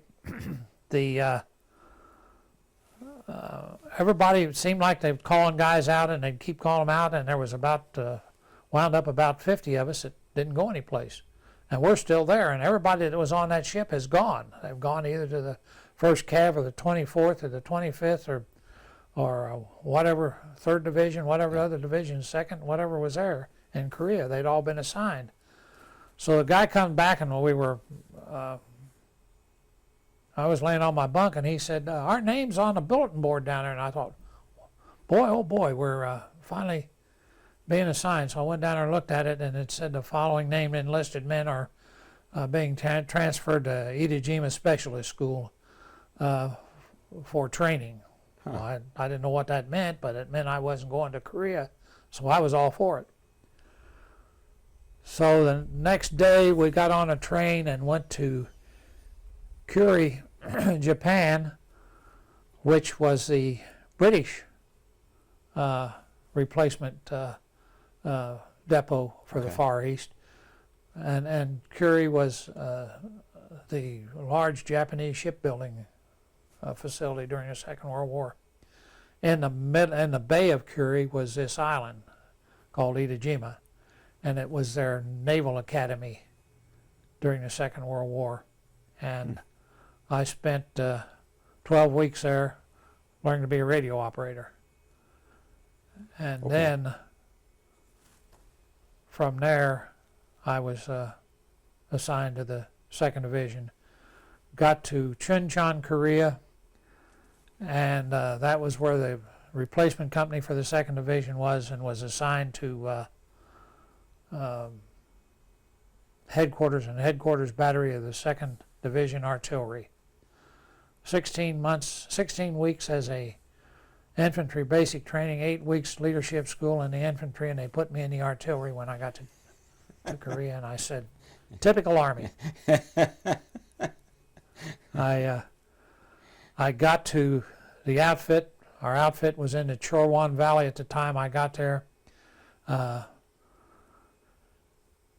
Went in, and the section sergeant's name was Then, T-H-E-N, and I gave him my orders, and he said, from Indiana? And I said, yeah. He said, where? And I said, Anderson. He said, Anderson, Indiana? And I said, yes, Anderson, Indiana. He said, do you know Bob Rudisell? And I said, I sure do. I grew up in the same neighborhood with him. He said, well, that's who you're replacing. And I said, great, where is he? And he said, he's in the stockade. He's been gone for 3 months and we just found him. Oh, oh boy. I never got to see Bob. He came home. They sent him home. He did stay in the Army. Yeah. And I did run across him in later years at the Delco Remy, but never got to see Bob. But I was there for 24 hours, and the next day they sent me TDY back to Chuncheon, back to Division Rear to teach in the radio school that they'd opened there. And I'm sure the sergeant then didn't want to mess up his routine that he had there already. That's where Rudisell had been, so he just sent me back to replace Rudisell. Each one of the units had to send somebody there, so I was the new guy. He sent me back there, and I stayed there for until February. But anyway, while I was there, we went through a typhoon. We were living in tents, and it was a difficult situation. I can remember trying to hold a tent down to keep it from blowing away. And one of the guys next to me was not as big as I was, and he was just barely hanging on to the ropes and flapping in the breeze. But that part of my being in Korea was kind of twofold. We had what we used to call they'd have an operation where everybody had to be on the alert, ready for the Chinese had just broken through and they were coming. So we set this deal up, and the picture of me with a machine gun is part of this.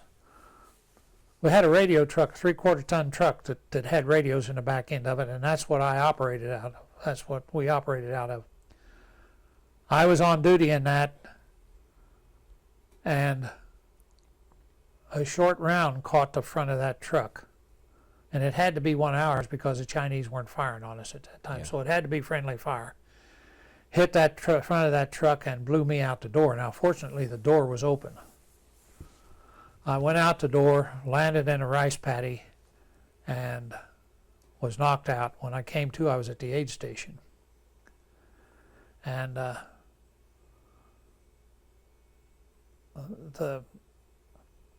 they had my eyes and nose was broken. I was bleeding from the nose. My eyes was all messed up. I had all that, you know what they put in rice paddies over there in my eyes. So they had bandaged up my eyes and filled them with penicillin to keep me from getting infected. Well, it didn't do either one. As a matter of fact, I wound up allergic to penicillin, and both eyes swelled shut. Oh. So we were, the division, the rifle companies and regiments and everything were online. And they got hit. The Chinese hit them, and the casualties were coming back, and they had to evacuate the aid station, so I got my first airplane ride. They put me on a helicopter and flew me from the aid station to the 121st evac hospital at Yeongdeung-po. Inside, outside the helicopter. It was one of those pods that you fold up and they closed up. Okay. Now On I the could outside. see. Yeah, I was on the outside on the on the runners, you know, like you see in MASH. Yeah. On one of those, but I couldn't see anything because my eyes were all bandaged up. They were trying to keep the infection, which didn't happen. Well, I got to the 121st at Yeongdeung-po and was there for about I think 24 hours. They put me on a hospital train, and I went south to Daegu to the 25th evac hospital, and I was air evacuated from there on a C-47, which the old commandos, and I was I spent almost a month at the Osaka Army Hospital getting over this mess with my eyes. That was in Osaka, Japan. Yeah. While I was there, that's where I met this guy by the name of A.B. Dorton. He had been hit in the throat and had a tracheotomy, and he had a little flap on there, so that flapped up and down when he talked. He still hadn't healed. And he lived, I think he was from South Carolina, and he lived right close to where South Carolina, North Carolina, and Virginia or West Virginia all are real close there. Yeah. And there was a little newspaper that he subscribed to while he was home. He had written a letter back saying, I'm this poor, lonesome soldier in Korea, and nobody writes to me, and I don't have any letters. And when we got to the hospital in Osaka, he had about 3 bags of letters. Now, they weren't full, but he had 3 bags of letters. And him and another guy, there was a guy by the name of Green, and I can't remember what his first name was, but he'd been hit in the chest, and he was recuperating. Well, anyway, we sat down and answered the letters. And some of them were from young girls, 12, 13 years old. Some were from young ladies, and some were from older ones. And some were women that didn't have any clothes on. He answered all those. We got to answer the ones from the young ladies and from the old ladies and from the kids. But that took up quite a bit of time while I was there. It kept me there for a month, and then I went back to the radio school, and I stayed at the radio school until February, and they sent me they closed the radio school because they no longer had any need. They were training enough radio operators in the States that they were getting enough coming in from Camp Gordon, Georgia, which was the signal school, where the signal school was. Camp Gordon, Georgia. And I went back to my unit. At that time, it was in the Kumwa Valley, and was there for a short time, and then we moved to up into North Korea, up into the Kumwa Valley into North Korea, and we were there, had the largest airfield, largest United States airfield in North Korea. And we had spotter planes, L-19 Grasshoppers, for artillery spotters. We were there until the division moved back into reserve, and the artillery never went into reserve. It just moved over and supported another. We moved over and supported the 1st Rock Division around the Imjin River, and the battery headquarters battery moved back with the division rear. So as we moved back there, this was another friendly fire thing. We were coming back from lunch one time, and we had this great big company street, and had tents on each side of it. You know how those are. Yeah. And we were walking down the company street just talking and having a good time, and all at once these little things start kicking up around us, and somebody's shooting at us because and it was our own airplanes. We got strafed by our own. Oh no. P-51s. You should have joined the other side. You would have been safer. No, I didn't. No problems out of that. Other than they tore up some tents, and of course we all jumped in the foxholes and such as that. We dug slit trenches and things like that.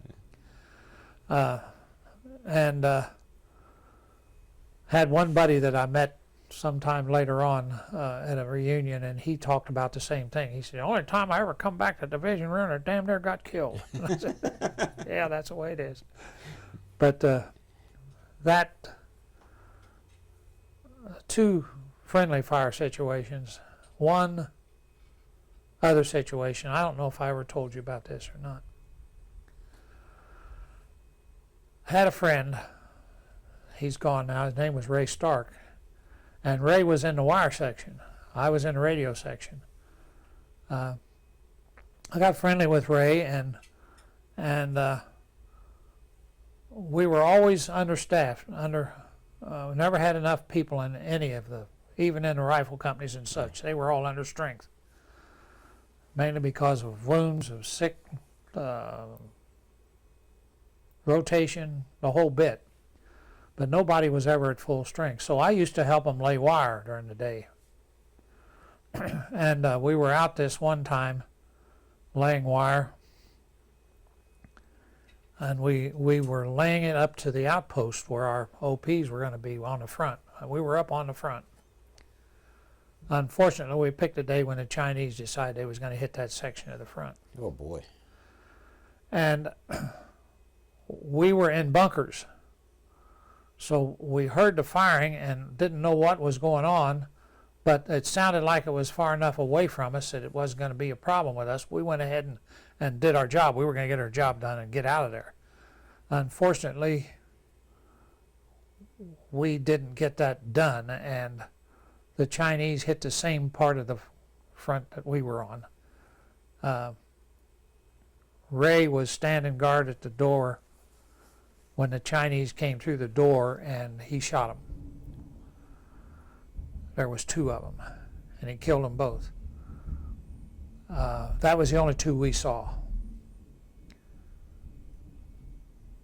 But that stayed with Ray from the time that happened until the time that he passed away, I'm sure. He, that was not our job.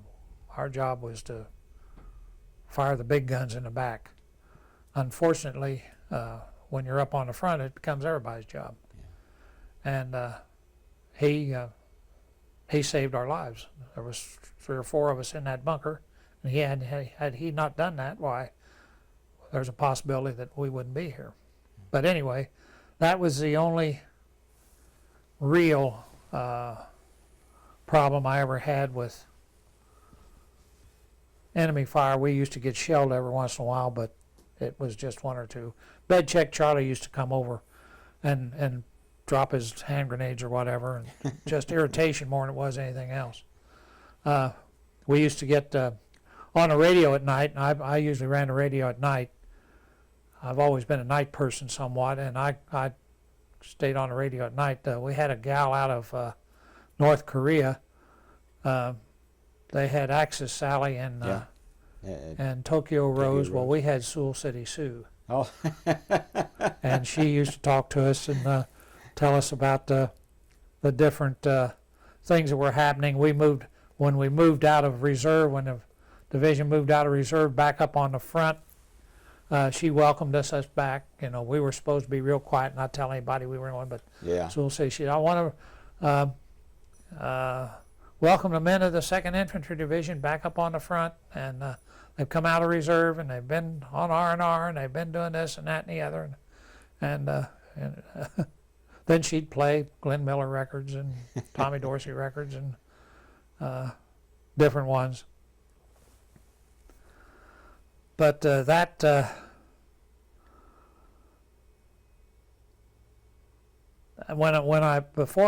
I went back to the unit, I went down on an island called Kojido, and that was where they kept the prisoners of war, and they'd had a big ruckus down there, and then captured the general that was in charge of the compound down there, and the Chinese and the North Koreans allowed these indoctrination officers to be captured. They allowed us to capture them, and then when they got down there, they organized it. 120 or 160,000 prisoners we had down there. And they just took over the compound.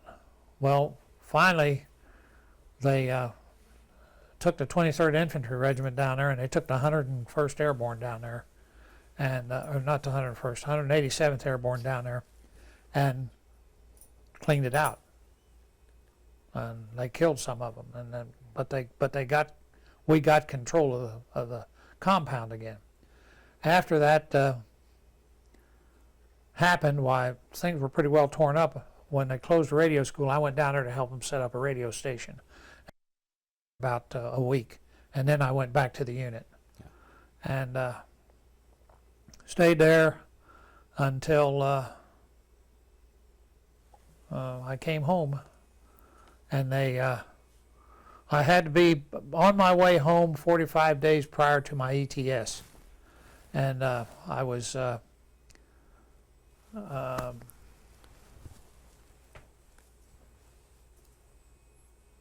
back in Fort Lewis. I came home on the USS General Ballou, which was a troop ship. I got to come home on a troop ship this time. And when we came back, that Pacific Ocean was just as flat as this floor, and just as the only thing about it was the wake that the ship was making.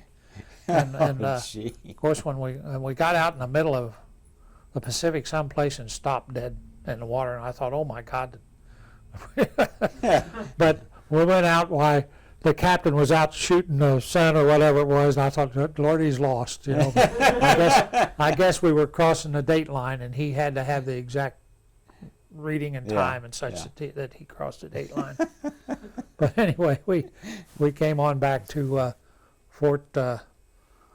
When I left Korea, I got back to Chuncheon, going through the replacement company, getting ready to get on a train and go to Incheon to get on a boat. I looked up, and here was a guy that I had gone to school with just coming into Korea. Oh. So his name was Max Hunt. Max and I are members of the VFW, and he always cusses me. He said, I was your replacement, and he said, but he went to the infantry. He was in the 9th Infantry Regiment, and we kind of kid about that.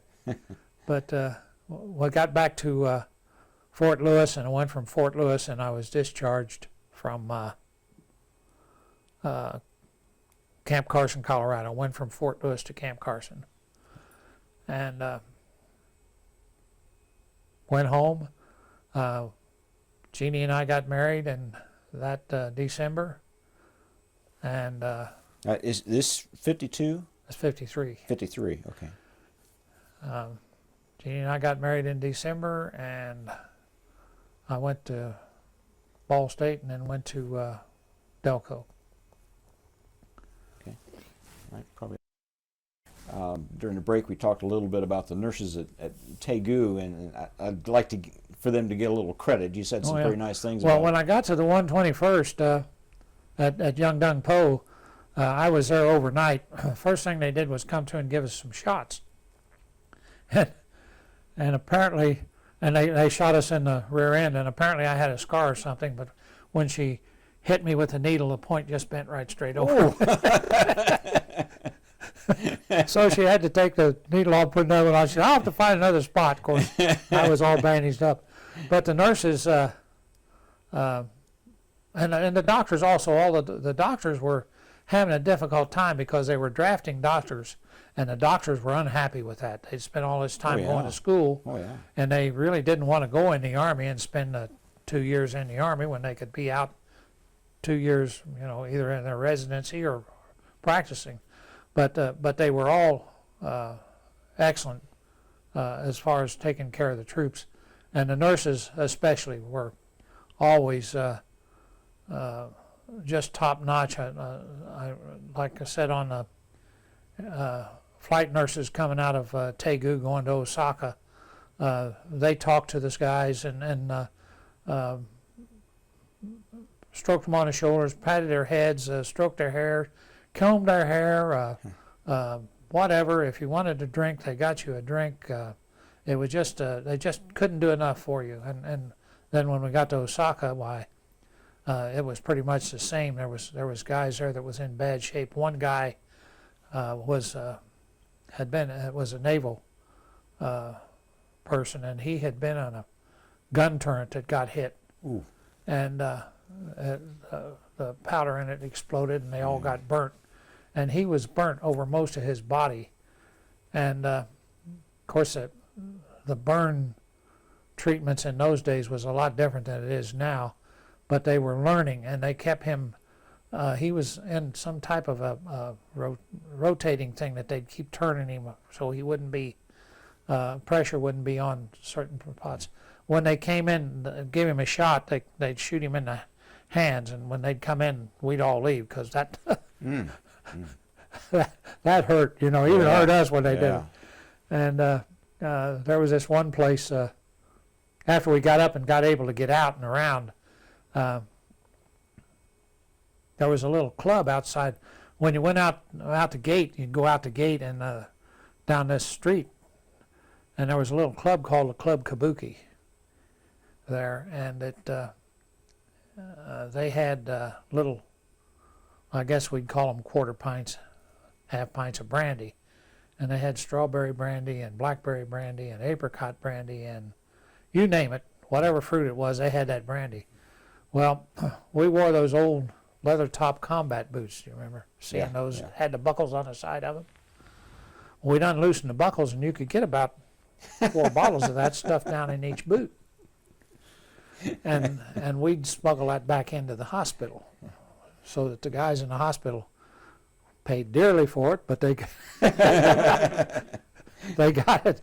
But and I'm sure that the MPs on the gate knew exactly what was happening. They had been there long enough. They weren't dumb. Oh, yeah. But they knew that we were all going back to Korea. Coming out of there, we were either going home to the hospital or we were going back to Korea. Yeah.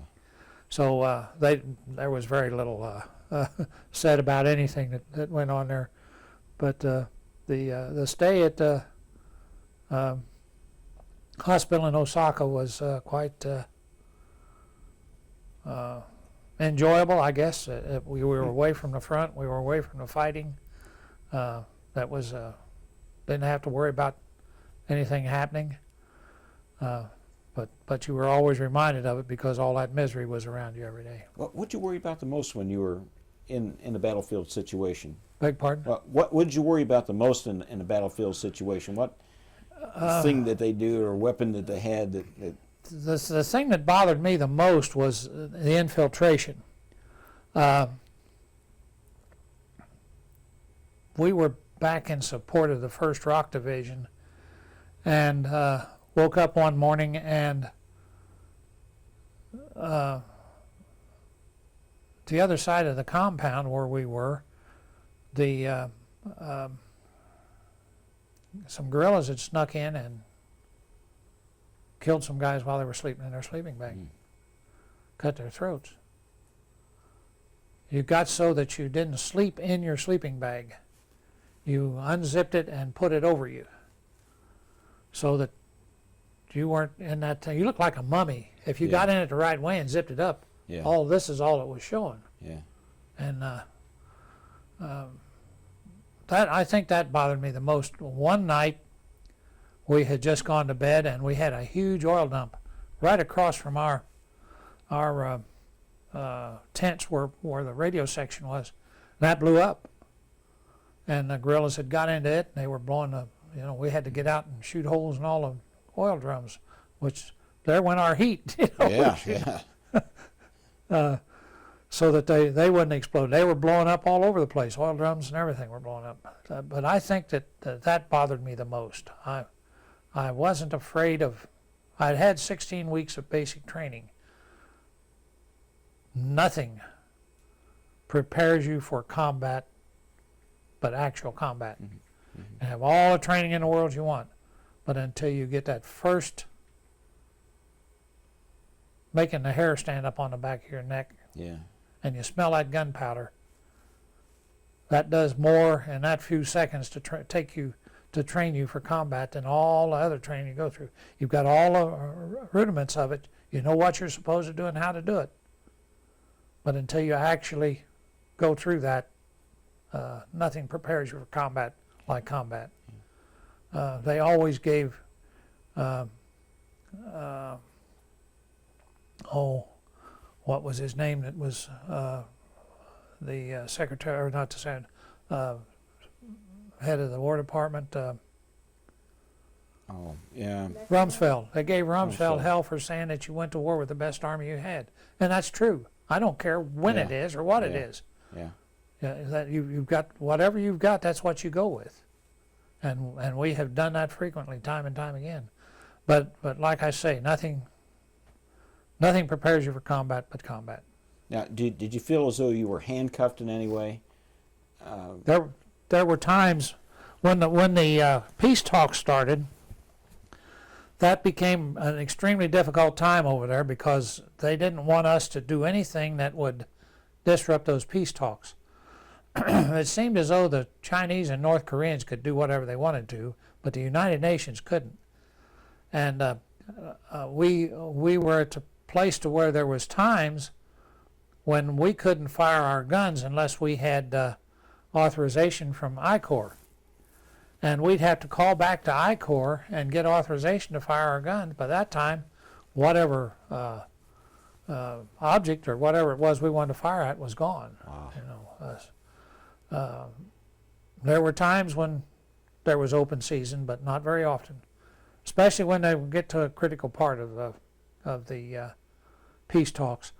And if you'll remember, the peace talks went on and on until the election. When Eisenhower won the election, the Chinese and North Koreans both respected him because he had been a general, he had fought, he had defeated Germany, and all they could see was him turning that knowledge on them. Yeah. And man, when he got in there and he said, I will go to Korea. Well, that just scared the hell out of Truman. You know, what would happen if he'd get over and get killed? But anyway, he said, I will go to Korea. My mother, the only time she ever voted in her life, I think, she voted for Eisenhower. Yeah. I said, Mom, you know, that's a poor excuse to vote for him, but because I'm coming home anyway. I said, when I've got 36 points, I'm coming home. Yeah, but he said he was going to go over there. I said, what's he going to do? You know? But the Chinese and the North Koreans, like I say, respected him, and they knew that he was, what he said, they were pretty much could take to the bank. Unfortunately, Truman and most of the Democrats wanted to talk, and they thought they could talk their way to a settlement over there, and they couldn't because those guys didn't care. They had some of the best trained divisions, Army divisions in the world. They had fought the Japanese from 1931 through the Second World War. They'd fought the nationalist Chinese all through that time up until 1949 or whatever it was when they took over China. And then when they thought we were going to come on into Manchuria, they came against us, you know. And they said they were volunteers, but they weren't. Yeah. They were all seasoned Chinese veteran divisions. Good soldiers. Yeah. Okay, MacArthur. MacArthur's greatest achievement, two achievements in the Far East, was the handling of Japan and making that transition from an enemy to a friend. Right. His second was Incheon. The landing at Incheon was superb. It was a master stroke. From there on, it was all downhill. Yeah. He lost most of the respect for the soldiers and the officers, the field-grade officers that were in Korea. He lost most of their respect when he refused to acknowledge that the Chinese were in the war. Mm. And we were capturing Chinese and sending the reports back that, you know, we've got Chinese soldiers here because they're telling us they're members of this division and that division. China, it seemed like the Chinese didn't have any trouble telling you who they were and where they were from. But he wouldn't believe it. And and then he got into the fugitive with Truman.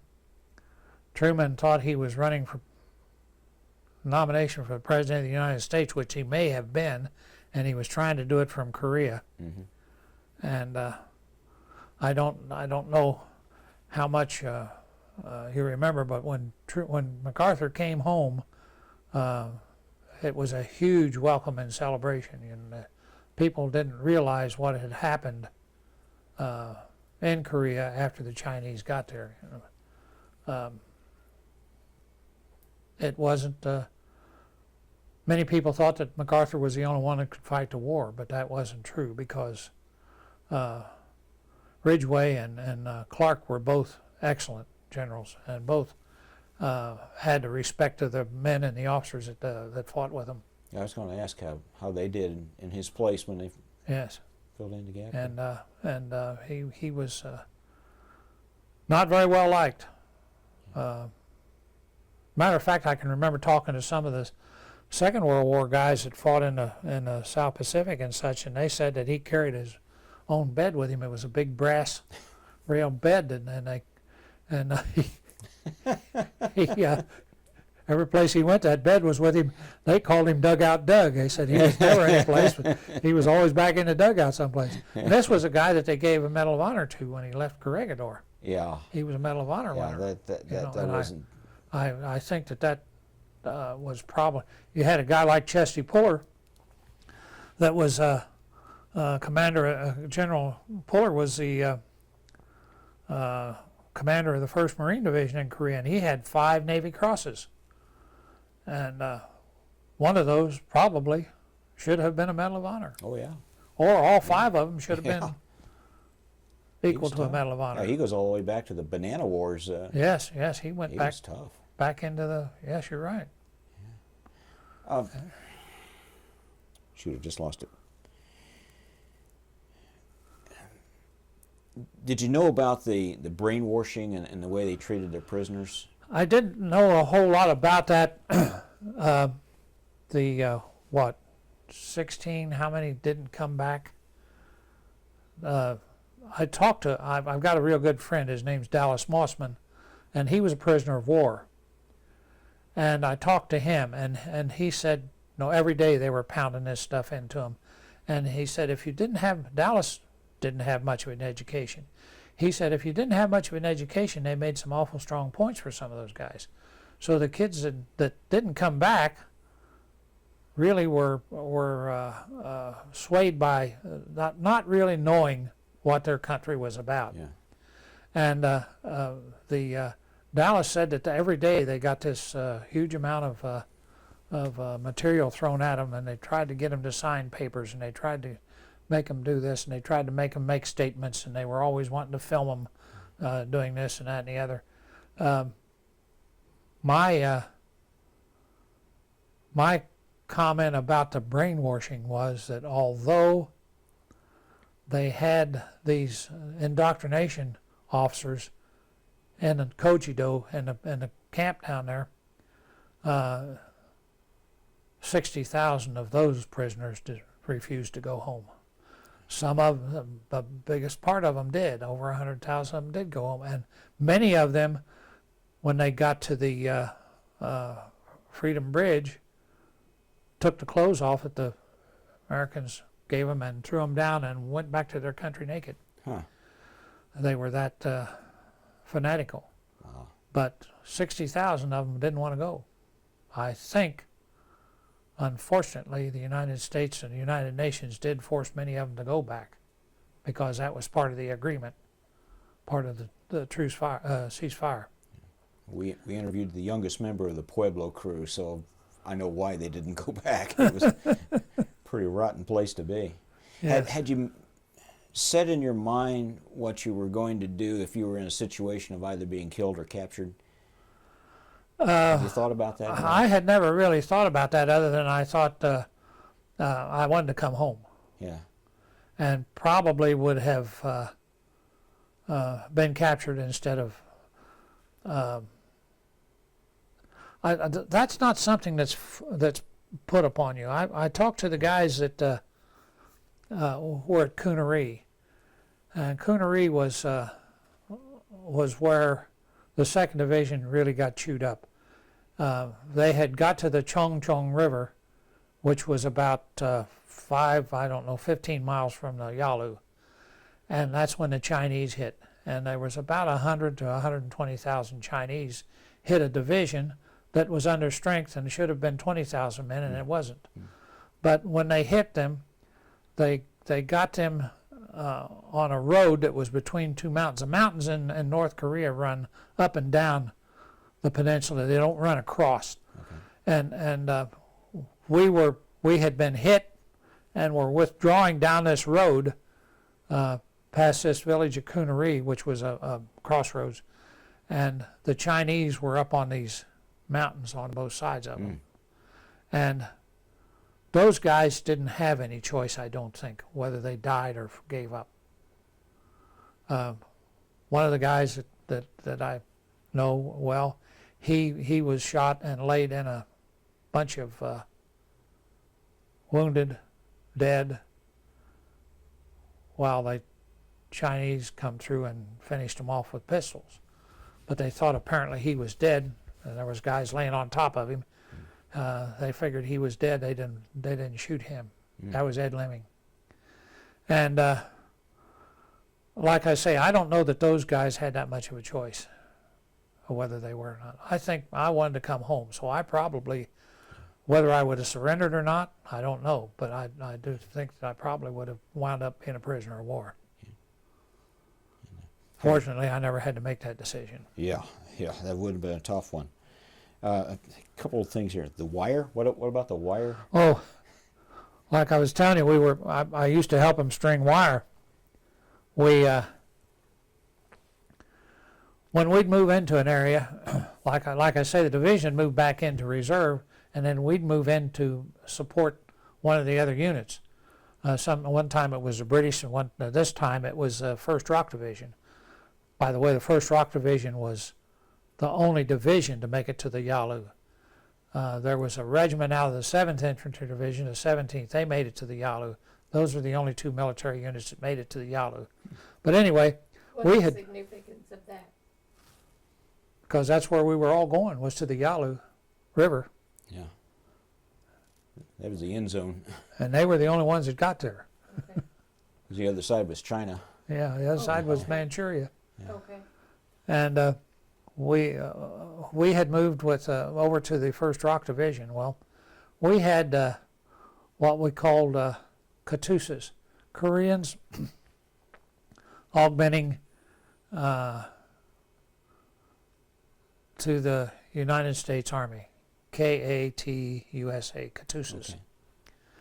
They had been there since the opening battle of the war. Some of these guys had been there for 3 years fighting the North Koreans.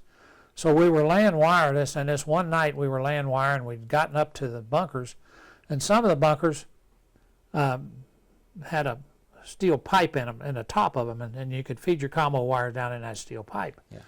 So I'm up there on top of this bunker feeling around. It's pitch black. You couldn't see your hand in front of your face hardly. And he's up there, and he said, "Wait a minute," and he's striking his cigarette lighter. That stands out like a sore thumb, boy. And over on the other bunker where a guy had a flashlight, he was looking for him. I said, "Turn off the goddamn lights." It reminds me, my mailman was in Vietnam. I guess they got pinned down by a sniper. They couldn't see where he was, and finally one of the fellows saw the puff of smoke or something, or he saw where he was shooting from, and he jumped up and said, "He's over there!" And they said, "You idiot! Now you've told him where we are." Yes. Yeah. We had another situation where we had moved in reserve of a rock unit, and we always laid the wire on the ground and get hooked up as fast as we could. Then we'd go back and put it up on poles. Ah, okay. So we had laid the wire on the ground, and we got up and hooked it into the WE8 telephones, and ring back into the unit. And boy, it was just as free. I don't know if you've ever rang a WE8, but if it's got any resistance, it rings hard. Yeah. It's hard to, Yeah. but man, this just flew. You let go of the handle, and it just kept on flying. See, but we had moved into an area where the Korean general had said no wire on the ground. So we didn't know that, but we got in the truck and started back down the wire where we'd laid the wire, and here was the Koreans coming with a wire. They had a spool on the back end of their truck, and they was rolling up the wire that we was laying on the ground. Plus the fact that the Koreans would, they were very people who could take advantage of a situation real fast. They picked up about anything they could find. It didn't make any difference what it was, and most of them had a pair of pliers or snippers or something. And when they'd go out, they had what they called an A-frame, and that's what they carried their wood and Yeah. belongings and such on. Well, they'd go out and collect up a bunch of lumber or sticks or timber or whatever it was and put it on that A-frame. Then they'd go over and cut a section out of our wire and tie it on so it wouldn't fall off. So we were always out patching up wires because they were cutting the middles out of it. Once we got them up on a pole, it was pretty good because nobody wanted up on a pole. You got up on a pole, you were a target that for a sniper or something like that. But if it was laying on the ground, boy, they'd cut her right now. Yeah, I wouldn't want to be climbing poles in a war zone. It's just. I've got a picture of me checking out a pole, and I'm just getting ready to go up it, take the wire up, and didn't realize that I'd walked through a minefield. Whoa! When I got on there, when I got to the pole, one of the guys over on the side and it said, "Hey, what are these flags for here?" And it was, but I had walked straight to the pole. Yeah. And apparently there wasn't naturally there wasn't anything there. Well, I just turned around and walked right straight back down. No side trips. Oh, boy. It wasn't all scary though, because you hung Willie. Yeah. Well, this one guy that was a switchboard operator. His name was Bill Beenan, and Bill was we called him Clem Cadiddle Hopper, and he'd gotten off the radio and went to bed. We had a pole, 2 poles outside that we strung, pretty good sized poles, that we strung our lines on to hang our laundry on after we'd washed it. Willie was a sound sleeper. He went to sleep in his sleeping bag, and we went in and took him out and hung him on those 2 poles. And when he finally woke up, he couldn't figure out where he was. When he unzipped it, he fell on the ground. Now, my grandma would say that was meanness.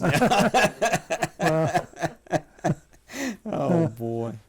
Now, did you have any personal heroes while you were over there? It could be a particular person or maybe a group of people, like medics or... Surely the medics were the guys that everybody, Doc was somebody that everybody looked up to, because he was, if you're going to get hurt, he was going to be the guy who's going to patch you up first. But I think I had a lot of respect for the Korean people. Yeah. Their life, I don't think, would have been any different under Syngman Rhee than it would have been under Kim Il-sung, because they were both dictators. Yeah. And they both wanted to reunite Korea. Syngman Rhee was the guy that we supported. The favorite saying was that somebody said, "Well, Syngman Rhee's a son of a bitch," and Truman said, "Yeah, but he's our son of a bitch." And I think Lyndon Johnson said the same thing about one of the Vietnamese guys. But there they were. We were tearing up their land. We were, they were getting killed. There was refugees all over the place, but we moved into the Chorwan Valley one time and was sitting up our firing station, looked down, and they were down there with their oxen, plowing up their rice paddies, getting ready to plant their rice, and we're firing shells over them. And so especially now, since I look back on to see what they've done, I think that they were the thing that I admired the most of what I saw over there. I had some friends. This one fellow I talked about, Ray Stark. Ray Stark was the old man. He was 24 years old. All the rest of us were anywhere from 22 to 18. And he always bragged that, that we were his charges, and he got us all home safe. He was a great guy. Bill Beenan, the guy that was on the switchboard, he was a great guy. But we were all just GIs, we didn't really look at one another as anything special. I don't remember having any officers that I was particularly enthused with. Most of them were in the same situation we were. They'd been reservists and they'd been called up, and they were just, they were trying to get back home too, like we were. We had, while I was back at the radio school, we had a second lieutenant that was officer, OIC, officer in charge of the radio school. Well, he was reassigned to the second signal company, and they took him away from the radio school, and we got this lieutenant colonel. Now, here was a lieutenant colonel in charge of about 12 guys in a radio school, and we couldn't figure that out. Well, come to find out that he was the division assistant signal officer. And the second signal company had moved back to Capyong, and that was where their headquarters were. And they got back there, and naturally, when you get back in those kind of places, well, you got to kind of take care of the troops. You got to watch what they do, because if you don't, they'll be out carousing and boozing and doing all kinds of things. So they put out the division signal officer put out an order that no second signal vehicles would be on the streets of Capyong after 6 p.m. And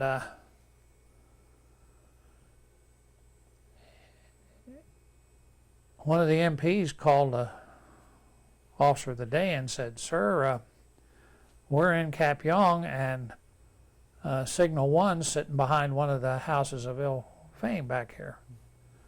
And what should we do?" And he said, "Go in there, and whoever's in there, arrest him and put him in jail, or put him in the guardhouse." Yeah. I said, "Are you sure you want to do that?" Signal. He said, one of these guys has stole the Jeep and taken it in there. Said, "Go get him and put him in the guardhouse." It happened to be Lieutenant Colonel Smith. Oops. And so they didn't know what to do with him. And the officer of the day was a second lieutenant. He wound up on the front, and the two MPs just did what they were told, so then nothing happened to him. But Smith, they court-martialed him, and mainly because they wanted to make a showcase of it. Showcase out of it. Even the officers can't get away with disobeying an order. But I didn't know him that well. But he was back there for about 2 weeks, and then he was gone, and we got another second lieutenant. But strange things happen in those type situations. Probably a good thing you didn't know him too well. Right. You don't want to get too close to a guy like that. Wow. Are there lessons to be learned from Korea, from the Korean War? Yeah, and we didn't learn them. Yeah. But what are the lessons? I mean, The lessons are that you can't have an army that is not prepared to fight. And that no matter what you think about it, military service is not something that people should be afraid of or should not be willing to do. There was 500,000 men in Korea. Oh, that was another one. I forgot to tell you about that. Anyway, there was 500,000 men in Korea.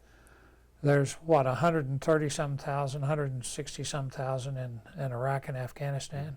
Yeah. Now, granted, the technology is completely different than it was then.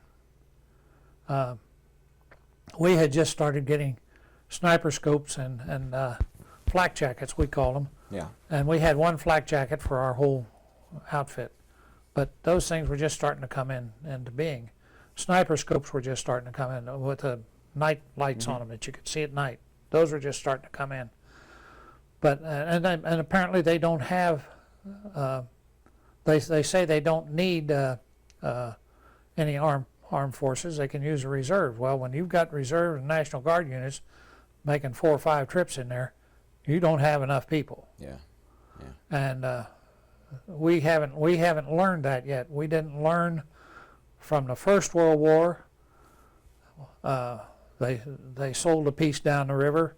The Second World War, they did the same thing. We did rebuild Europe and we did rebuild Japan, but we gave away Eastern Europe.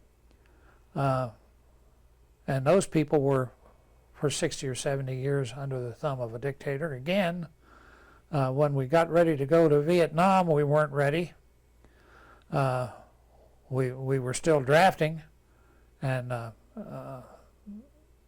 that was a consideration there. There was not that many reserve units called up. There were some National Guard, but now we're in this war over in Afghanistan and Iraq, and we don't have enough people to fight that. We just don't learn. We seem to think that once the war is over with, that the first place that we can start sucking all the money out of is out of defense. We take all the money out of there and put it into social funds that that sometimes I believe don't do a damn bit of good. You know, we've ruined the public education system in the United States, and we've poured trillions of dollars into that, and a lot of that money came out of defense funds, out of Army funds and such as that. But yes, we don't learn anything. We don't learn that. We haven't learned that we need to be strong, and it doesn't make any difference to me that we're the most powerful nation on earth. That's fine. That's why I want to be in that country. I don't want to be in one of the other countries that isn't. Yeah. Because, you know, Teddy Roosevelt said, speak softly, carry a big stick, and we need that big stick. Yeah, that's true. That's true. And I don't believe that the United States should ever be in a position where they can't defend themselves or their allies. That's true. We always seem to be And starting all over again. Would I be ready to go again? If they ever come after me again, there'll be two guys missing, me and the guy looking for me. Yeah. But I always think that, you know, if the old men had to fight the wars, we might not have any. That's true. That's true. Well, let's get you back home. You came back home through back through Washington State again. Yeah, I came back to Fort Lewis, Washington. Fort Lewis. Yeah, and was there for about 24 hours, and they put us on a train there on a siding right in the fort. We all went out and got on a train. Some guy come on selling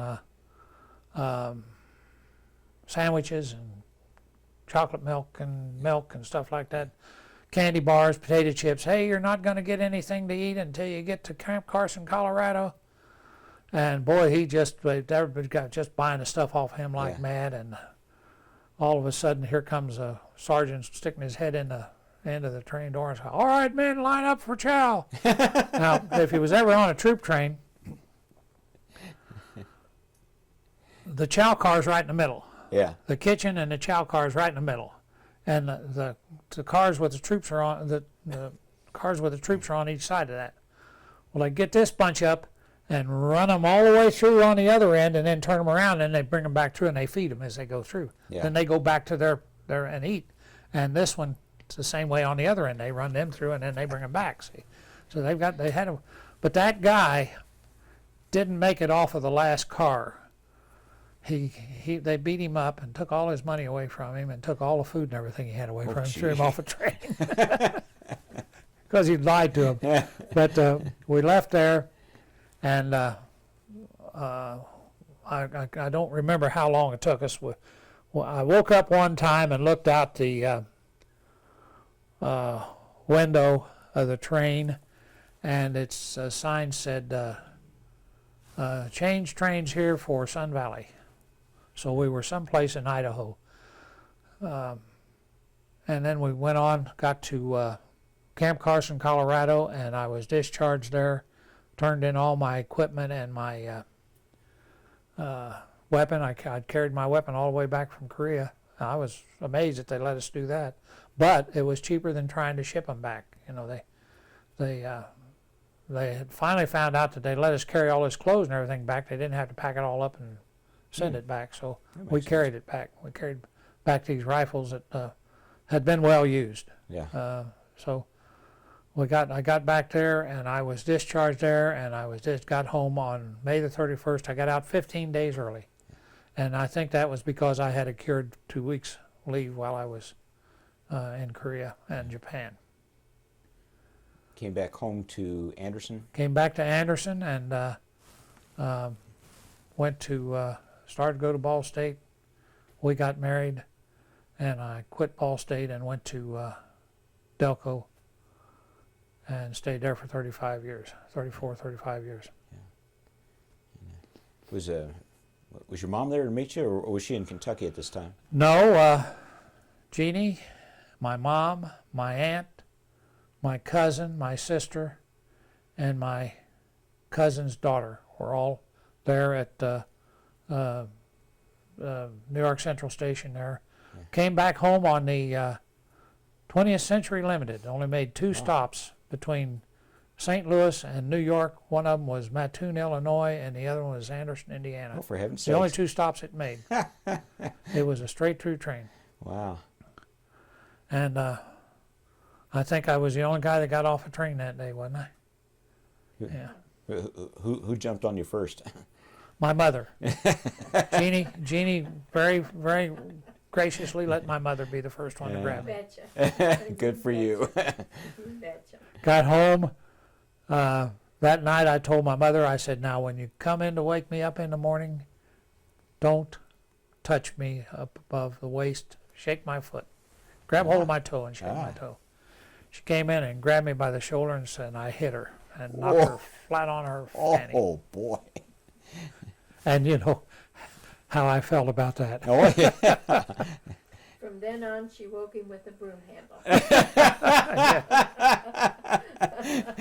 Well, long way. Back in the 37 flood, you lost your Uncle George? Yes, my uncle was working. Got paid that night, and he and his friends were out. And I think this was in November. He and his friends were out, having a good time after work. And he was with his then girlfriend. And the water had receded off this one street that they were on, and there was an oil slick on it. And the car that he was in slid sideways on that oil slick and hit a telephone pole on the side, and he was sitting on the side, and he was killed instantly. He was apparently the one that everybody, well, here he was, a very young man losing his life, and I think he was the baby. It was quite a traumatic experience for my mother and her brothers and sisters, and for my grandmother and grandfather. They had not expected to lose this kid like that, and this was really upsetting to them. Unfortunately, all of that hopes and plans that they'd had for him were transferred onto my shoulders. Yeah. And over the years, I failed miserably. So it was kind of a disappointment, I think, to some of them that I didn't turn out exactly as they had hoped he would have. Although I think I've had a fairly full life and had a good life. I know I've had a good life. I've enjoyed it and enjoyed being what I am and what I've done. But I think that somewhere along the line I probably was a disappointment along the way to maybe some of them. I don't see how. You never put your hopes on somebody else. Yeah. Because if you do, you're in trouble. I think you're seeing that from the wrong point of view. I don't think you were disappointment at all. Well, Not really. I don't know. No, not at all. I didn't build a race car he was going to build, and I didn't do this and that and the other. But anyway, Think back to your grandmother. What would she have thought?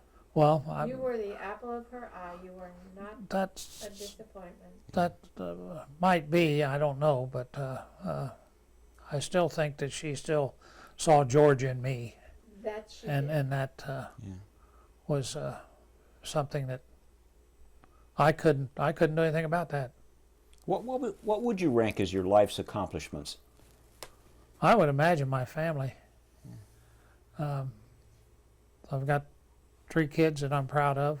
One of them is very sick right now and not doing well, but I was, up until she got sick, she was doing a super job and taking care of herself and doing what she needed to do. And I'm proud of the 2 boys. I'm very proud and thankful that I was married to Jeannie. Jeannie is a person who is a lot of fun. She's very intelligent. She's an excellent craftsman. She's a master quilter, I think. She probably would argue with you about that, but I think she's always got something going. She never is discouraged about anything. I know she gets upset with things at times, but she goes ahead and works through them and does what she needs to do. But I think my family is the thing that I'm most proud of. I'm very proud of the fact that I've been able to work with some veterans organizations off and on, that we have been able to supply vans to take the vets back and forth to doctor's appointments, hospital appointments, those kind of things. I don't do that by myself, by far. It takes a whole bunch of people to do that, but I'm proud to be part of that and proud that I could do that. I'm proud of being part of this Second Division organization that Jeannie and I both have spent a lot of time in. We get to talk to veterans of up until a few years ago. I was still talking to a veteran of the First World War, and he passed away. And but Second World War vets and Korean vets get to talk to guys that were in Vietnam and now guys that are coming back from Iraq, and that's I don't know that you can call it a joy that you talk to guys, but at least you can share experiences with them and let them know that, there's guys that we had the same problems. It doesn't make yours any less, but you need to know that we understand what you're going through. Having that guy that understands, it does make a difference. Yes. It really does. Do remember your charity work. Yeah, well, I was able to spend a year as state president of the Fraternal Order of Eagles. And during that year, my project was the Indiana Down Syndrome Foundation, which we supported the this foundation that was involved in the education and research of Down syndrome. We were able to raise $90,000 that year to donate to them, and up to that time, that was the largest single donation that they had ever gotten. I've also been able to serve on some national committees with the Eagles, and been able to go around and visit and be somewhat of a cheerleader for other charities that they have. That's been a somewhat of an accomplishment, but I think my biggest accomplishment is my family. Well, I definitely concur with your comments on Jeannie. She's a keeper. She's a good one. Is there anything in life you haven't gotten around to doing that you wished you could have done? I would have liked to have been a baseball player, I think. I think I could have. In my youth, I played in the old Park League here in Anderson when it was part of the City Park endeavor, and had fairly good statistics, I guess that was it. But when I got in high school, for some reason or the other, I didn't become involved in sports. I ran track, but that was about it. And I guess it was because I was just doing too many other things. I was involved with the Boy Scouts with an explorers troop over at East Lynn Christian Church when it was over on 23rd and Jefferson Street. And was in the DMLA, so I was actually more in club work, I guess, than sports. Okay, you're a professional baseball player. What position and what team? All bent over like this. I was a third baseman, Yeah. shortstop. And what would be your dream team? Pardon? What would be your dream team? Oh, my dream team would probably be the Big Red Machine. Ah, there you go. You know, it was. We used to when the kids were young and baseball tickets were about $4 a piece. We used to make about 6 or 7, 8 trips summer down to Cincinnati and take the kids to the baseball games. Yeah. Which for us, we were just going home. You know, Yeah, we knew where yeah. we were going, what we were doing, how to makes get in sense. and out, and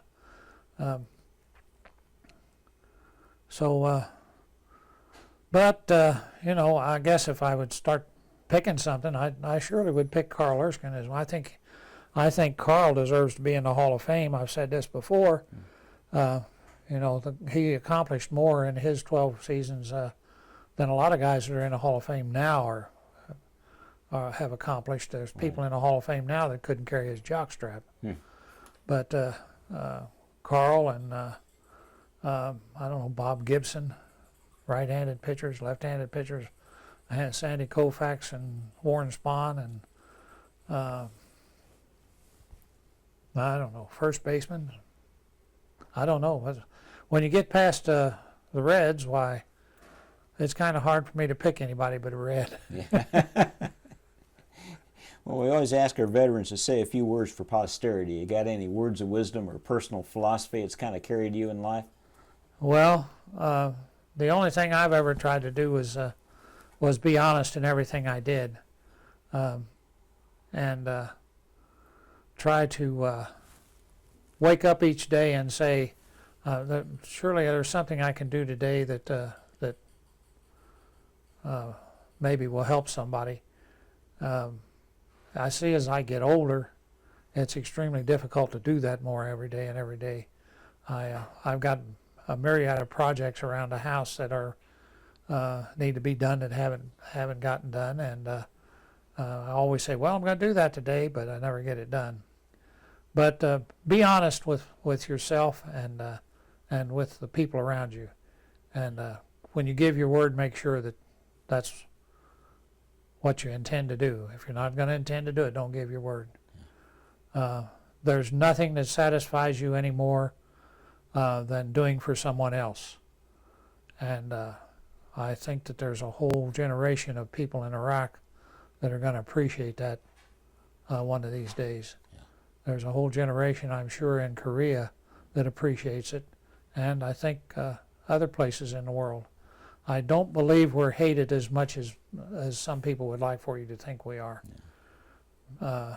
The politicians today are on both sides of the fence are not what they should be. Some of them are morally corrupt.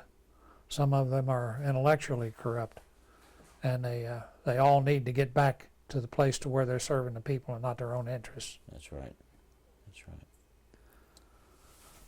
Well, Sergeant Moore, I want to thank you for this interview and for your Thank you, service to our Don. country. I really appreciate I your time appreciate this what evening. you're doing. You're doing a heck of a service for our country.